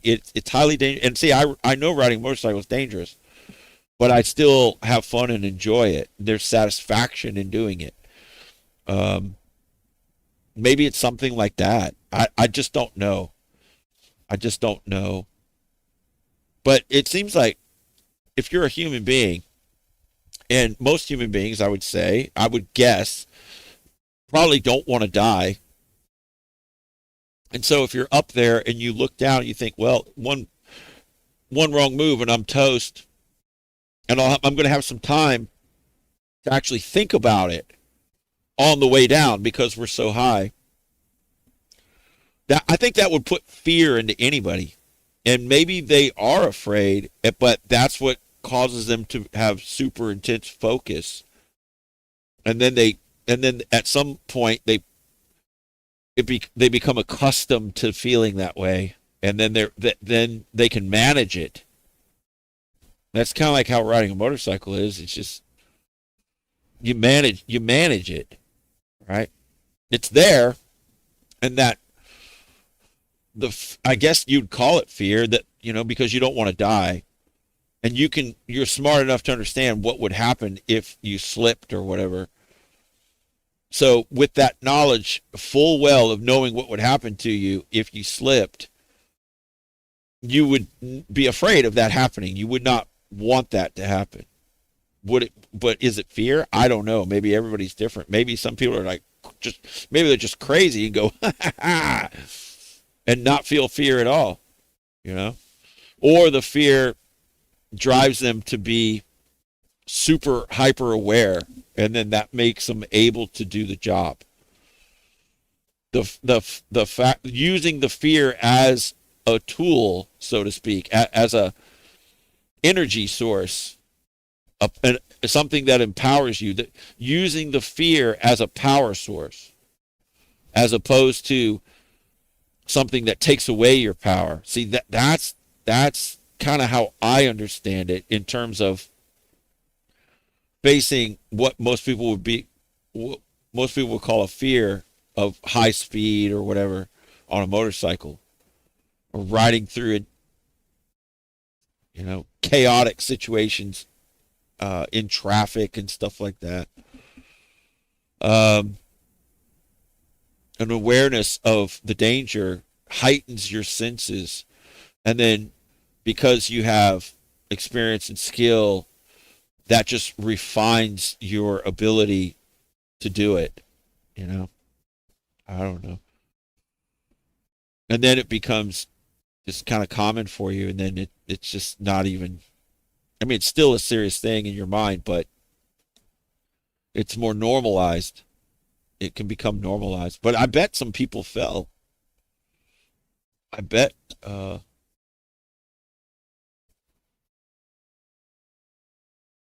they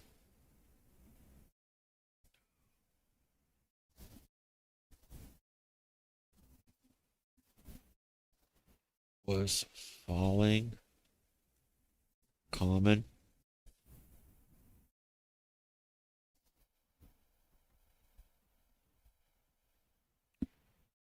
I said uh, was falling common. It says falling was remarkably uncommon given the terrifying heights and the lack of safety gear. But when accidents occurred, falls were the single most lethal threat. I imagine that would be the case. Despite historical photos showing men casually eating lunch on narrow steel beams without ropes, harnesses, or safety nets, massive structural collapses and falling heavy machinery actually caused more collective casualties during the era. However, for an individual worker slipping on a wet beam or losing balance in high winds, a fall meant certain death. Yeah, for sure.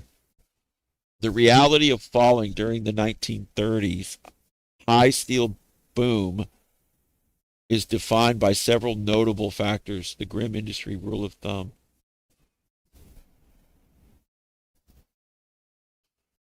So during the early 20th century, the construction industry operated under a chilling informal rule.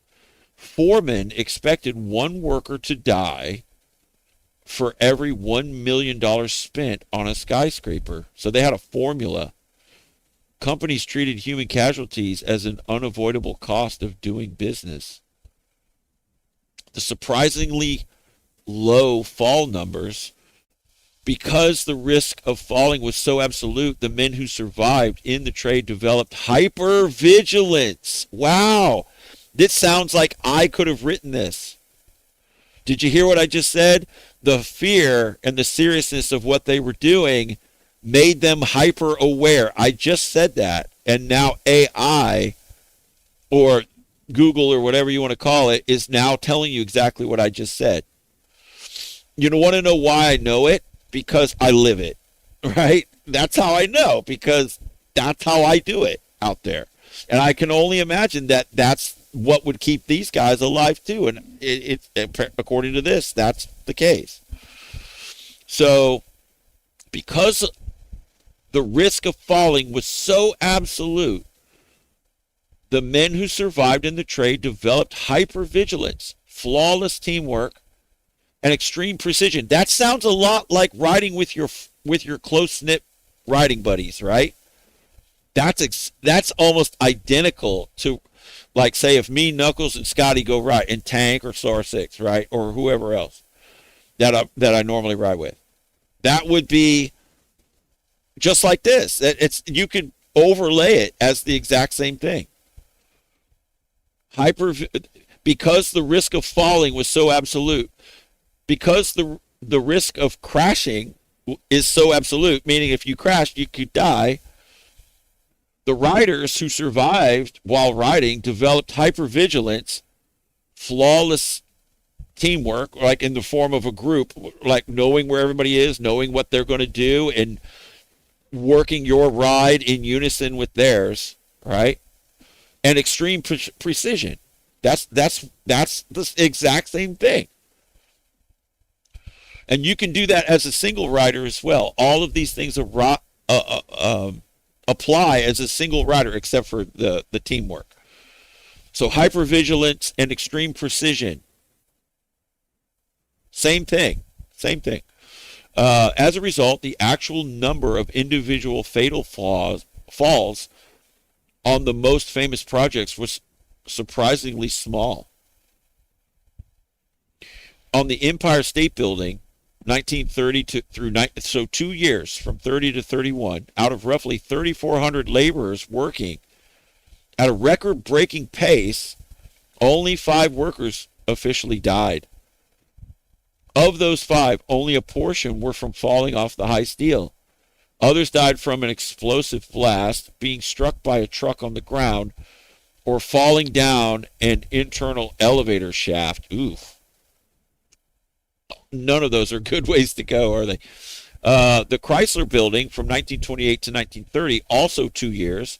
This iconic project was completed with 0 official worker fatalities. And that's with no safety gear at all. Why? Because the guys were badasses, is what they were. And like Freedom said, he said no fear, but the way I see it, and I'm not saying he's wrong, um,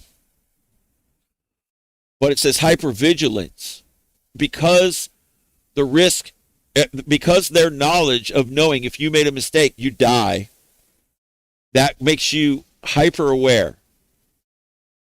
And because you're hyper aware, you're extremely focused. That's why I say, like, when you go ride your motorcycle, you should not be thinking about anything else.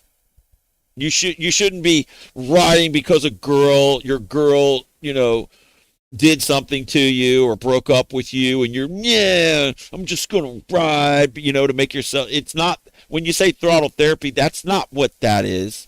That's not smart to do that. Throttle therapy is just getting out on the bike and feeling good while you're riding, and then everything else just kind of falls away while you're riding. It's not like I don't care about myself right now while I go ride because you're depressed or upset about something. No, no, no. That's not what it is. That's dangerous. That's hyper dangerous. But that's why I say, like, when you go ride, you must remain hyper focused. You can't be distracted or thinking about anything else. And when I go ride, I'm not thinking about what I'm going to do when I get home. I'm not thinking about what happened before I left, like at work or anything else. Whenever I get out on the bike, I've got my music playing in my headset and I'm focused on the road 100%. That's all I think about.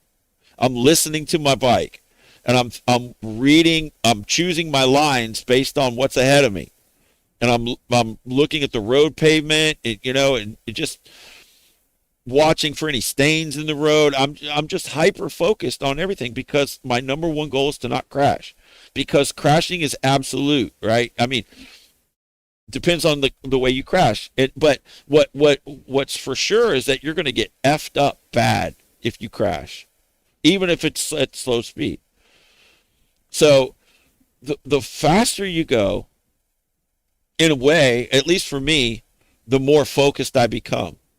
But always super focused, no matter when I'm on the bike, I'm not thinking about anything else.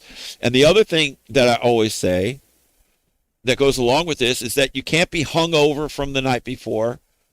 You can't be drinking while you're riding, just directly drinking while you're riding.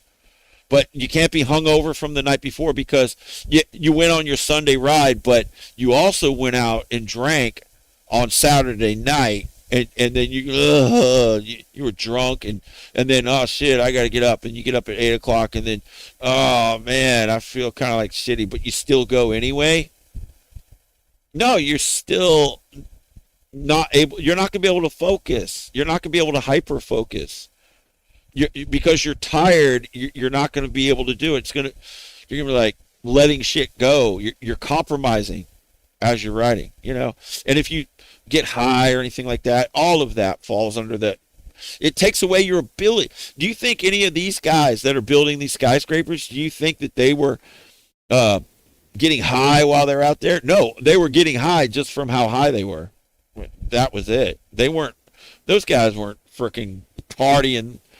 They might have drank, though. I don't know. But let me ask. Freedom says, I agree, Goat, but when it becomes commonplace, the muscle memory and roll take out, you lose. Yeah, I agree with that for sure.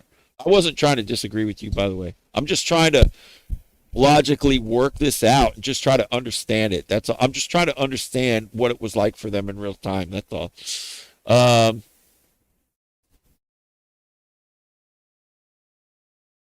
In AI mode. Let me see here. They were called Skywalkers. That's pretty cool. Um, did they drink a lot while off from working? Let's see what they say. Probably, yeah, because a lot of people drank a lot back then. Yeah, there it is. So they were probably hungover a lot too, but I wouldn't recommend it. Even though it says that they did it, I still wouldn't do it. You're much better off if you don't. These guys would have been better off if they didn't drink the night before. And I said, did they drink a lot while off from working? Yes, drinking was a central part of the off-work culture for Mohawk ironworkers. Native Americans are known for drinking a lot too, right? Let's just be real. Mirroring the rough and tumble nature of the 1930s construction industry, ironworking was and still is an incredibly stressful, high adrenaline, high physically grueling trade. Drinking together was the primary way these tightly knit crews wound down, cope with the extreme danger of their daily lives, and bonded. Yeah, there's no doubt.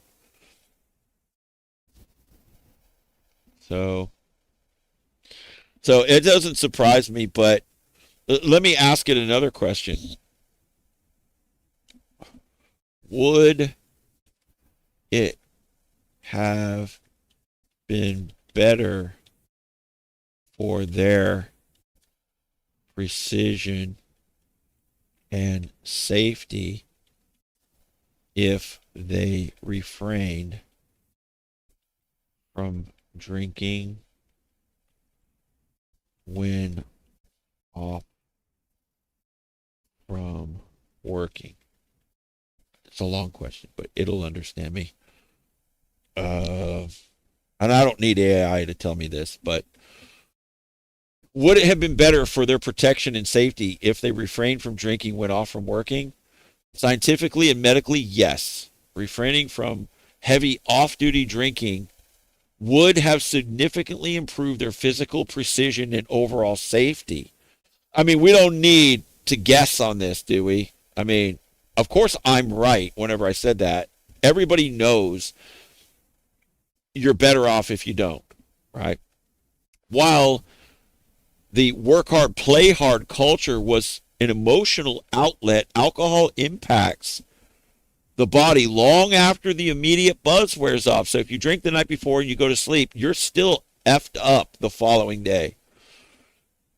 From a modern safety perspective, heavy drinking directly compromises their ability to perform high stakes work the following day in several hidden ways. Chronic dehydration and muscle fatigue, disruption of deep sleep and focus. Yeah, when I used to drink, I didn't sleep very well. When just because you pass out, that doesn't mean you're getting good sleep. It just means you're freaking passed out. Vestibular and balance impairment. See, all of these qualities and traits that they need to build these tall buildings and not fall to their death or get injured in some way are the exact same things that it overlays onto motorcycle riding directly. It's the exact same. Why? Because humans are the ones doing the building and humans are the ones doing the riding, and alcohol affects your ability, your motor skills, and your energy, and your ability to focus, all of these things. And what did it say a second ago? The reason why that the falls were remarkably low is because of their hypervigilance due to their understanding, and they know the fact that if they screw up, they're dead. Right? Okay, here you go. But if you make one mistake, you're going to die. Okay, you ready? Let's go. And then they went with that understanding. And when you ride a motorcycle, it's like, okay, I'm riding this motorcycle, and I know if I make one mistake, it could be the end of me. Right? It's the exact same. So why would you want to do... See, when I ride a motorcycle, I want to be at the highest level of performance at all times whenever I ride it. Why would I want to do anything that would take that down from me or take me down from that? Why would I want to do that? It makes no sense. You know why people drink? For a number of reasons, but one, because it's just something that they've always done. You know, you just always do it. And then if you stop doing it, it feels weird. Like, okay, now what am I going to do?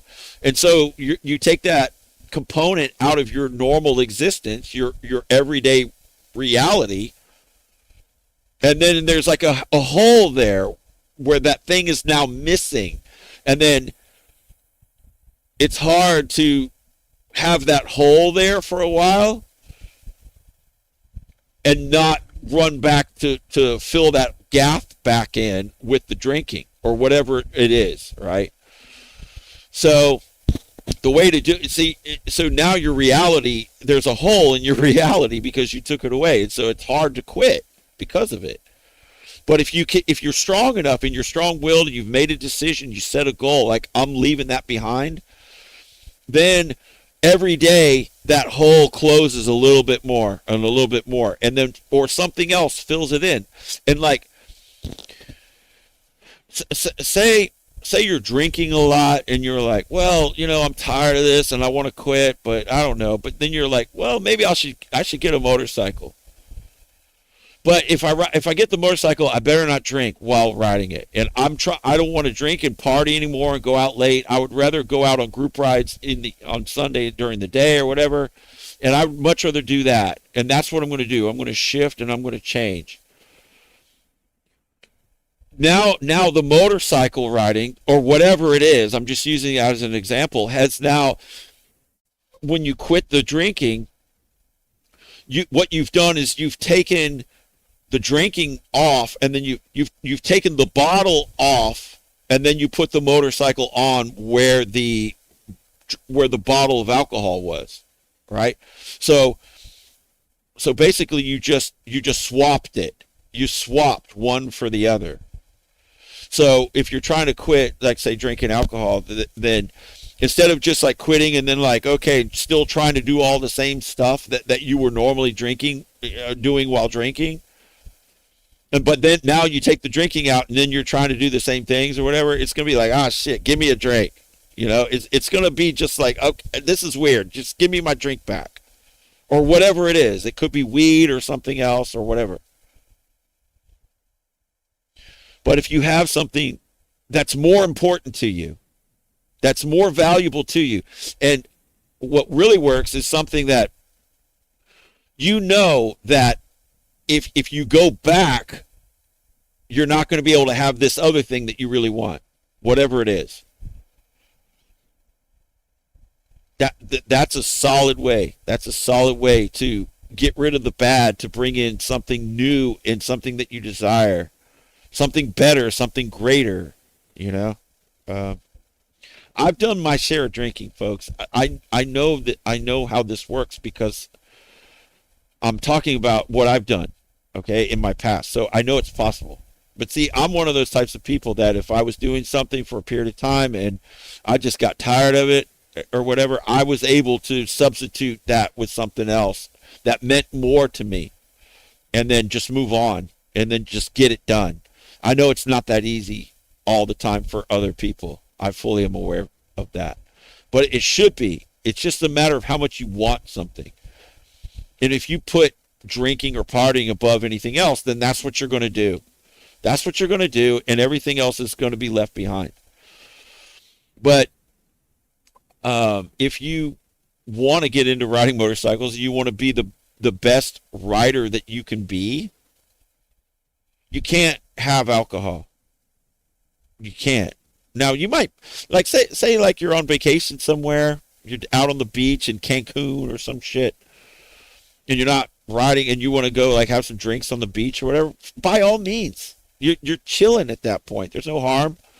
But then when you get home and you're going to take that bike out again, don't drink the night before. Don't get wasted the night before. And go ride on Sunday and be around the other people in the group when you're hungover. That's some bullshit. Don't do that. That's not right to do to your fellow riders either, because if you can screw up and ruin everybody else's day by either injuring yourself or running into somebody or whatever. Whenever somebody crashes, whenever the group is out riding, it puts a damper on on everybody else's ride. Now, sometimes accidents just happen, and I'm not talking about that. I'm saying if you're doing everything that you can and you're out riding and you screw up or something happens and you crash, you miscalculate, just an honest error of some kind, then that's fine. And the group will be okay, and they're not going to give you a hard time or anything like that. But if you're hungover from the night before and you're out riding, or if you're like smoking weed or something while you're out riding, you're kind of, not respecting the others around you as much as you should. because you're more likely to make a mistake at that point. An unforced error. Unforced error. Unforced meaning you made an error that was completely brought on by your own doing, and it could have been avoided if you would have just not done that. I'm not talking to anybody, by the way. I'm just speaking about that subject. And what the actual truth is. There isn't any discussing it. There isn't any other alter way of looking at it. This is just the facts that are indisputable facts. And we all know it too. It's just, like say for example, you like smoking weed a lot, and hey, that's cool. It's a cool buzz. It's probably better than alcohol or whatever. And you don't want to give it up, but you still want to ride, and you will justify it. You will say, no, man, riding, enhances me or whatever. And that's just cope is what it is. That's cope. That's 100% cope. It just is.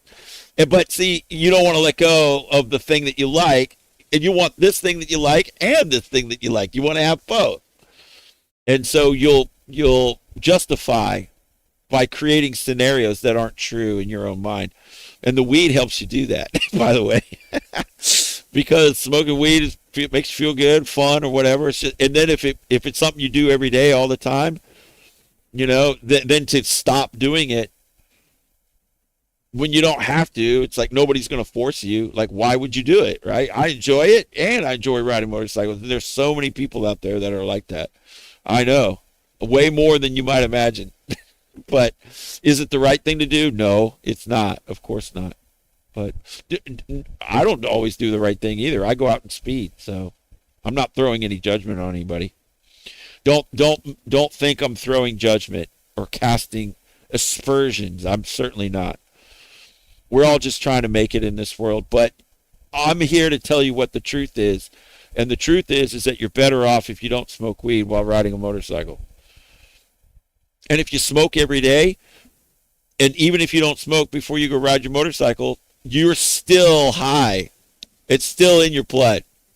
If you smoke every day, you're just in a consistent state of some level of stoned, but you just get more stoned whenever you smoke. But then whenever you don't smoke, then you go back to just a lower level of consistent lower level stoned.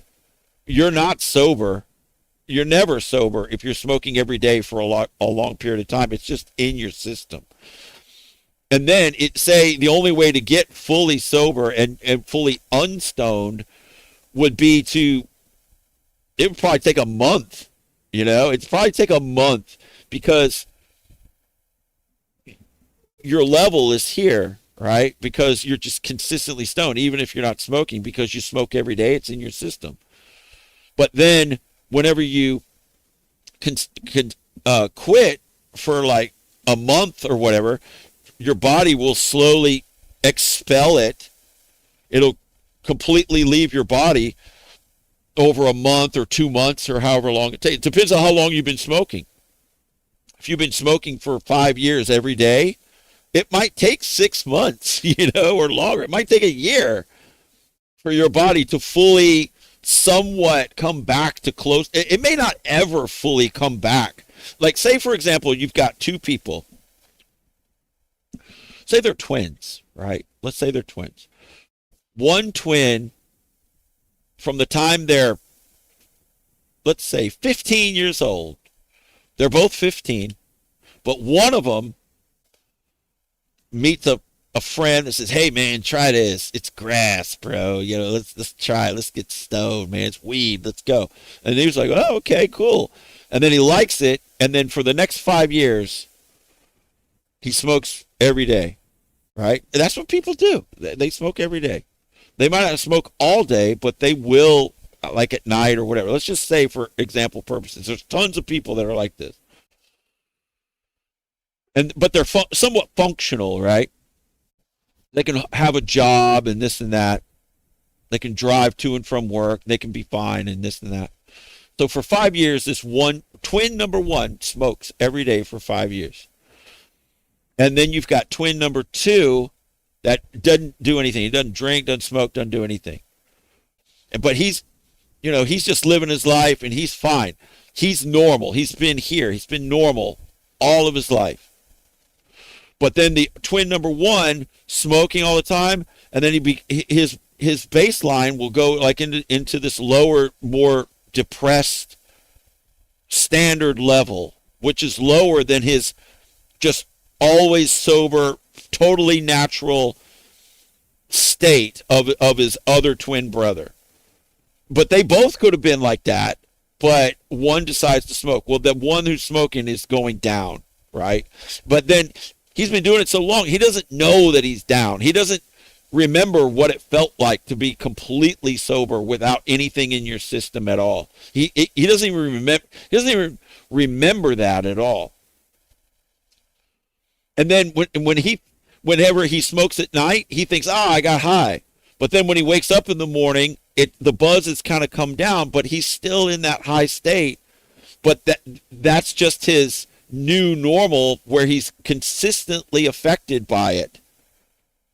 But then he thinks that he's not stoned at that time, but he is, but he just doesn't know it because he's not as stoned. So whenever you become like smoking at the time, you become higher, but then you never really fully are not high whenever you're not smoking while you're at work the next day or whatever, right? Your baseline's just freaking permanently lower while you're doing it. But then what I'm getting at here is twin number two is just so we're fully energized and energetic. He doesn't ever need anything. He's fine in every situation. He's not reaching for anything to try to help him out or whatever. You know what I'm saying?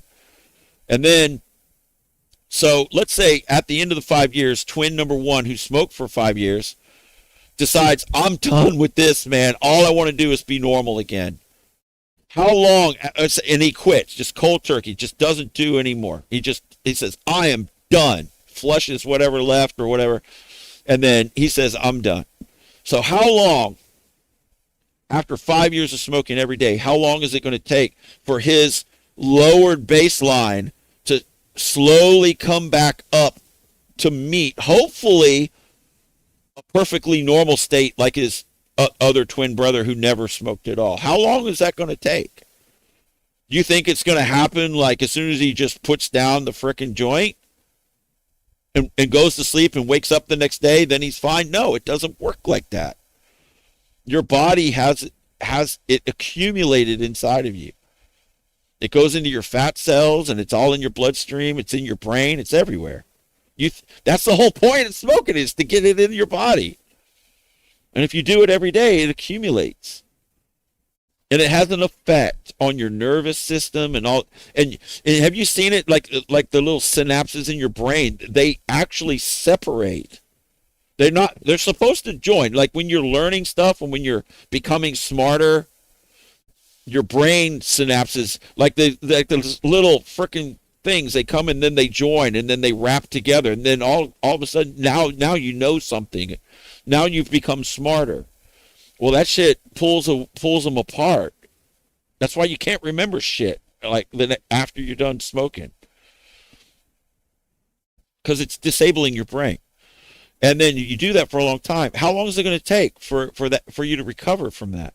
Now, I'm not anti-weed or anything like that. Please don't misunderstand. I'm just telling you the facts. The facts. You're not going to be normal right away. It could take 6 months. It could take a year. It might take 2 years. You just don't know. And then you may never fully come back up to normal level. The damage could be permanent as far as just your natural sharpness and your natural energy level and your ability to just function without it, without going, God, man, reality sucks, because you're so used to having an altered reality. If you're used to having an altered reality and then all of a sudden you're cast into actual reality, it's not artificially making you happy and jovial. You're not excited about certain things, and things just don't look as cool as they did. It's just sober reality for somebody who's used to an ultra reality, can be kind of lame and boring. But then after a while, when it fully leaves your system and then you have just natural energy and you're sharper again, and then all of a sudden you can remember stuff, and things are happening easier for you, and bad things stop happening to you in your life, and you're going, God dang, man, things have just gotten better. And I wonder how that happened. It's just because you're sharper and smarter and you don't make mistakes and your life gets better and you just have natural energy, and you're like, God dang, you know, being sober ain't so bad, you know. It's like, and then you kind of look at other people that are like getting high all the time and stuff. It's kind of like deadbeats, and just people that aren't going anywhere. That's, if you're getting high all the time, that's just what you do. That's just what you're doing. You're really probably not accomplishing anything else.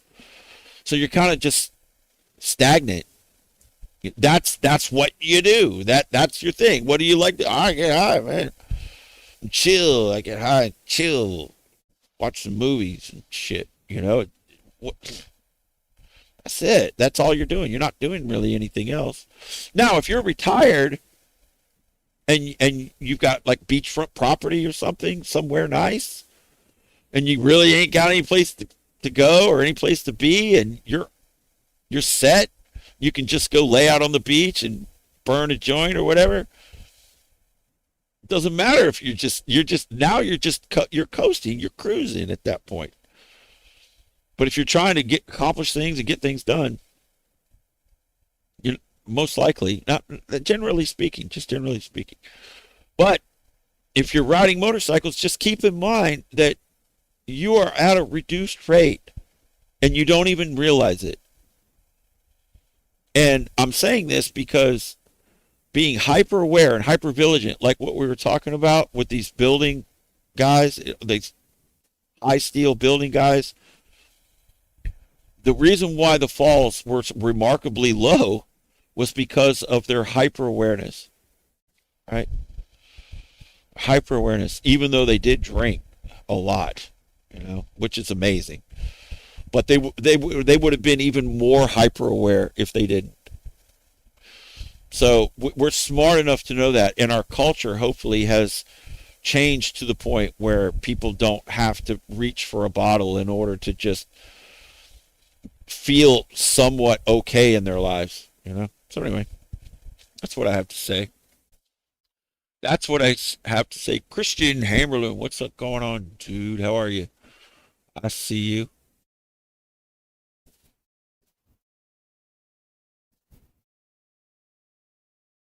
So what happened to you? You got pulled over?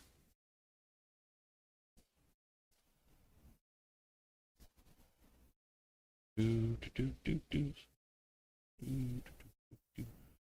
So what happened? Yeah, Mr. Mime says keeping your body in top shape only helps riding. It's facts. Train and eat healthy like the pros. Best results on bike. Yeah, the MotoGP guys, they work out and eat right. They stay lean. I mean, they ride bicycles and all that stuff, to stay sharp, and they ain't getting high. And I don't think they're drinking during the season either. I really don't. I don't think that they are. So, Christian Hamberloon. Well, Goat, I got 4 tickets. Okay. Right outside my neighborhood. So,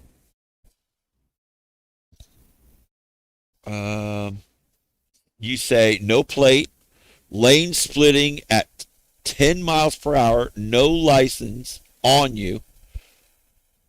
Evading, I pulled over immediately because I was 1 minute away from home, and I'm probably the only yellow bike where I live. Sigh. Um, if it was evading, they would have arrested you, bro. But they can give you a ticket for evading. Did you evade? It doesn't sound like it. Freedom Rock says, I like Wonder Woman better. Blue blue and stars in the right places. Linda Carter. Yes, Freedom Rocks. Linda Carter insane, dude. The women from the 70s and the 80s far blow away any of the famous movie actresses or stars of what you would call stars today, celebrities. None of there isn't any celebrities of today that can match the women of the 70s and the 80s. Linda Carter, have you seen her? Have y'all seen Linda Carter as Wonder Woman? My God. I mean, a a, a perfect genetic specimen. Okay, there isn't. I don't know if you can get any better. Really, I will show you. As far as like what you would see as a standard, and she's better than that other one, that Gal Gadot or Godot or whatever the f her name is. The original. Look, see, they're showing this newer one, and she's good looking. I mean, she's not a bad looking specimen or whatever. But Linda Carter is the real one. This one right here, no comparison whatsoever. Linda Carter is Wonder Woman. I grew up as a kid watching this on TV. I loved this TV show. I absolutely loved Wonder Woman. I loved this show. It was one of the coolest things. And this woman right here, I mean, perfect genetics, perfect beauty in every way. Just an incredible um, selection for Wonder Woman. I mean, you just really can't get any better. And this girl, she's good looking, but she can't touch Linda Carter. I'm sorry, good looking, but no way. This one's much better. The original Wonder Woman. Um,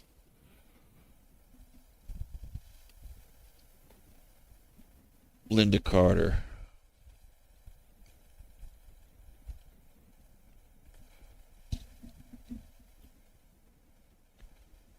Yeah, yeah, for sure.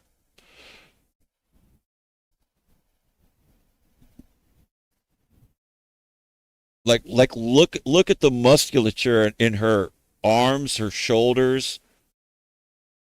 Just man, check her check her out.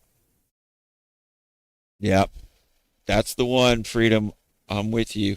I grew up with this Wonder Woman on my TV, and she will always be the one for sure. Yeah, incredible. And then the other ones like Barbara Eden, I Dream of Jeannie, incredible. Um, what's her name? Elizabeth Montgomery from Bewitched, very nice. I mean, they were just different back then. Back then, we're different. Robert Quinn, what's going on, man? Mr. I was like, she's ripped.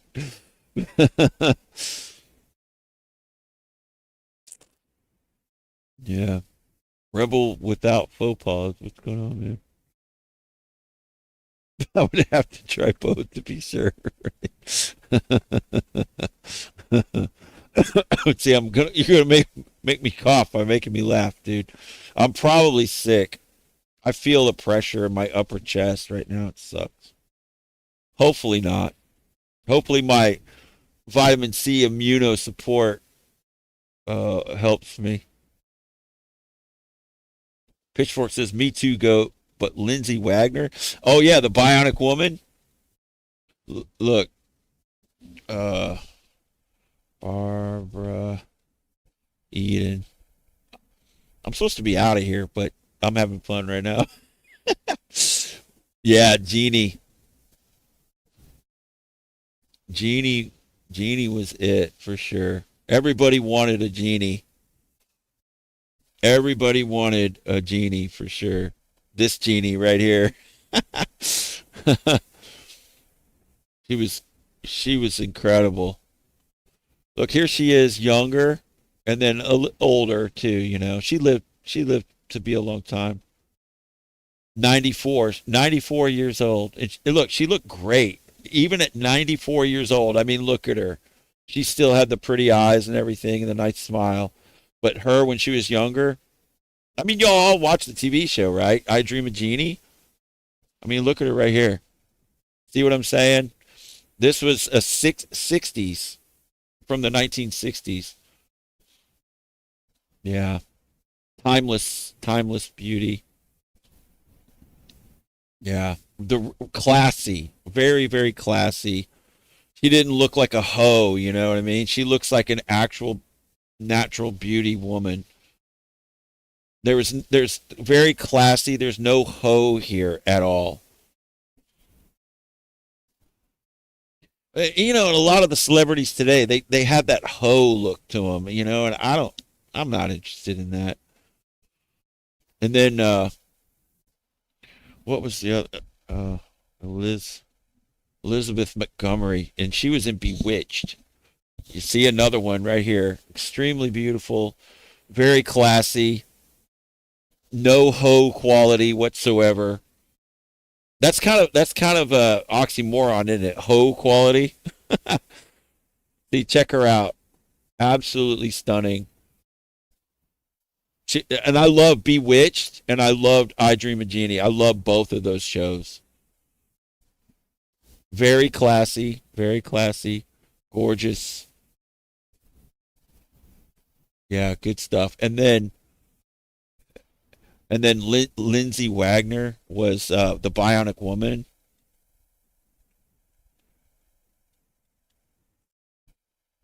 Yeah, when she was younger, she had a very nice. This was the '70s look. Hardly any makeup at all. Natural hair. Just more natural. No plastic surgery. There was no plastic surgery back then like there is today. God, plastic surgery has just messed some people up. Yeah, God. Check. Look, this is her right here. She had that '70s style to her. I liked it better because like I said, that they look classy. They didn't look like hoes to me. Just much better. And then you had Charlie's Angels, right? You had Farrah Fawcett and then Jacqueline Bisset and what's her name? Jacqueline Smith. That's who I meant. Jacqueline Smith. See, these are the original angels here. Jacqueline Smith. Oh, what's her name? Not these other newer ones like Drew Barrymore and those. No, not those. The original ones. Let me see.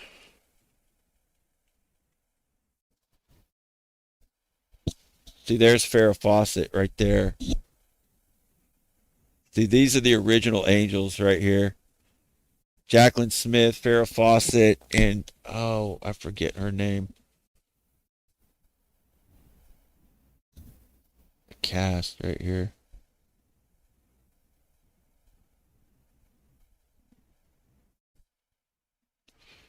Check her out. And Farrah Fawcett was huge. Everybody had a poster of her on their wall.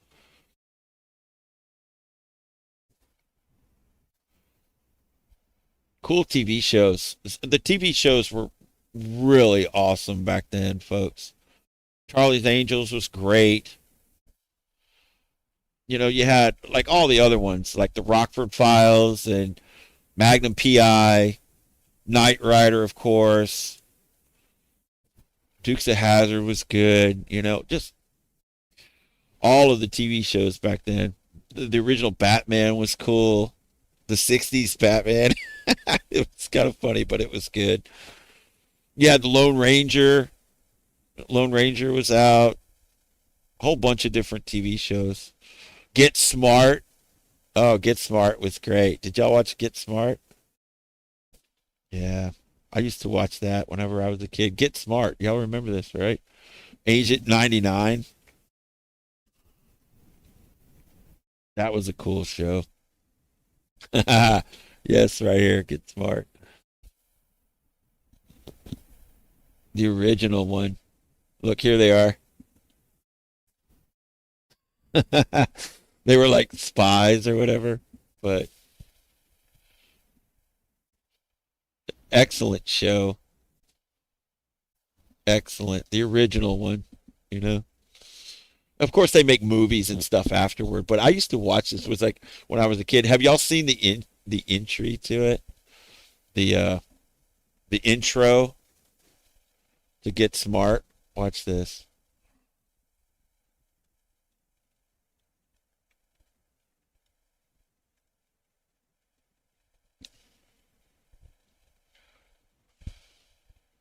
Where is it? Yeah, this right here.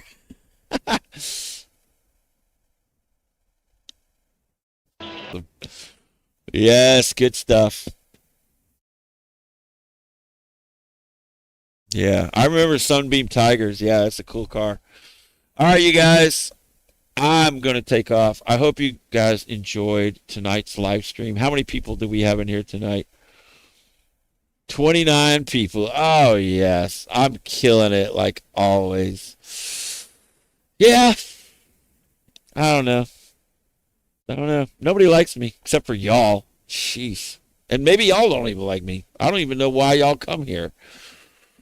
I don't even know why. What? Do y'all know why you come here? Do we have a good time? I don't know.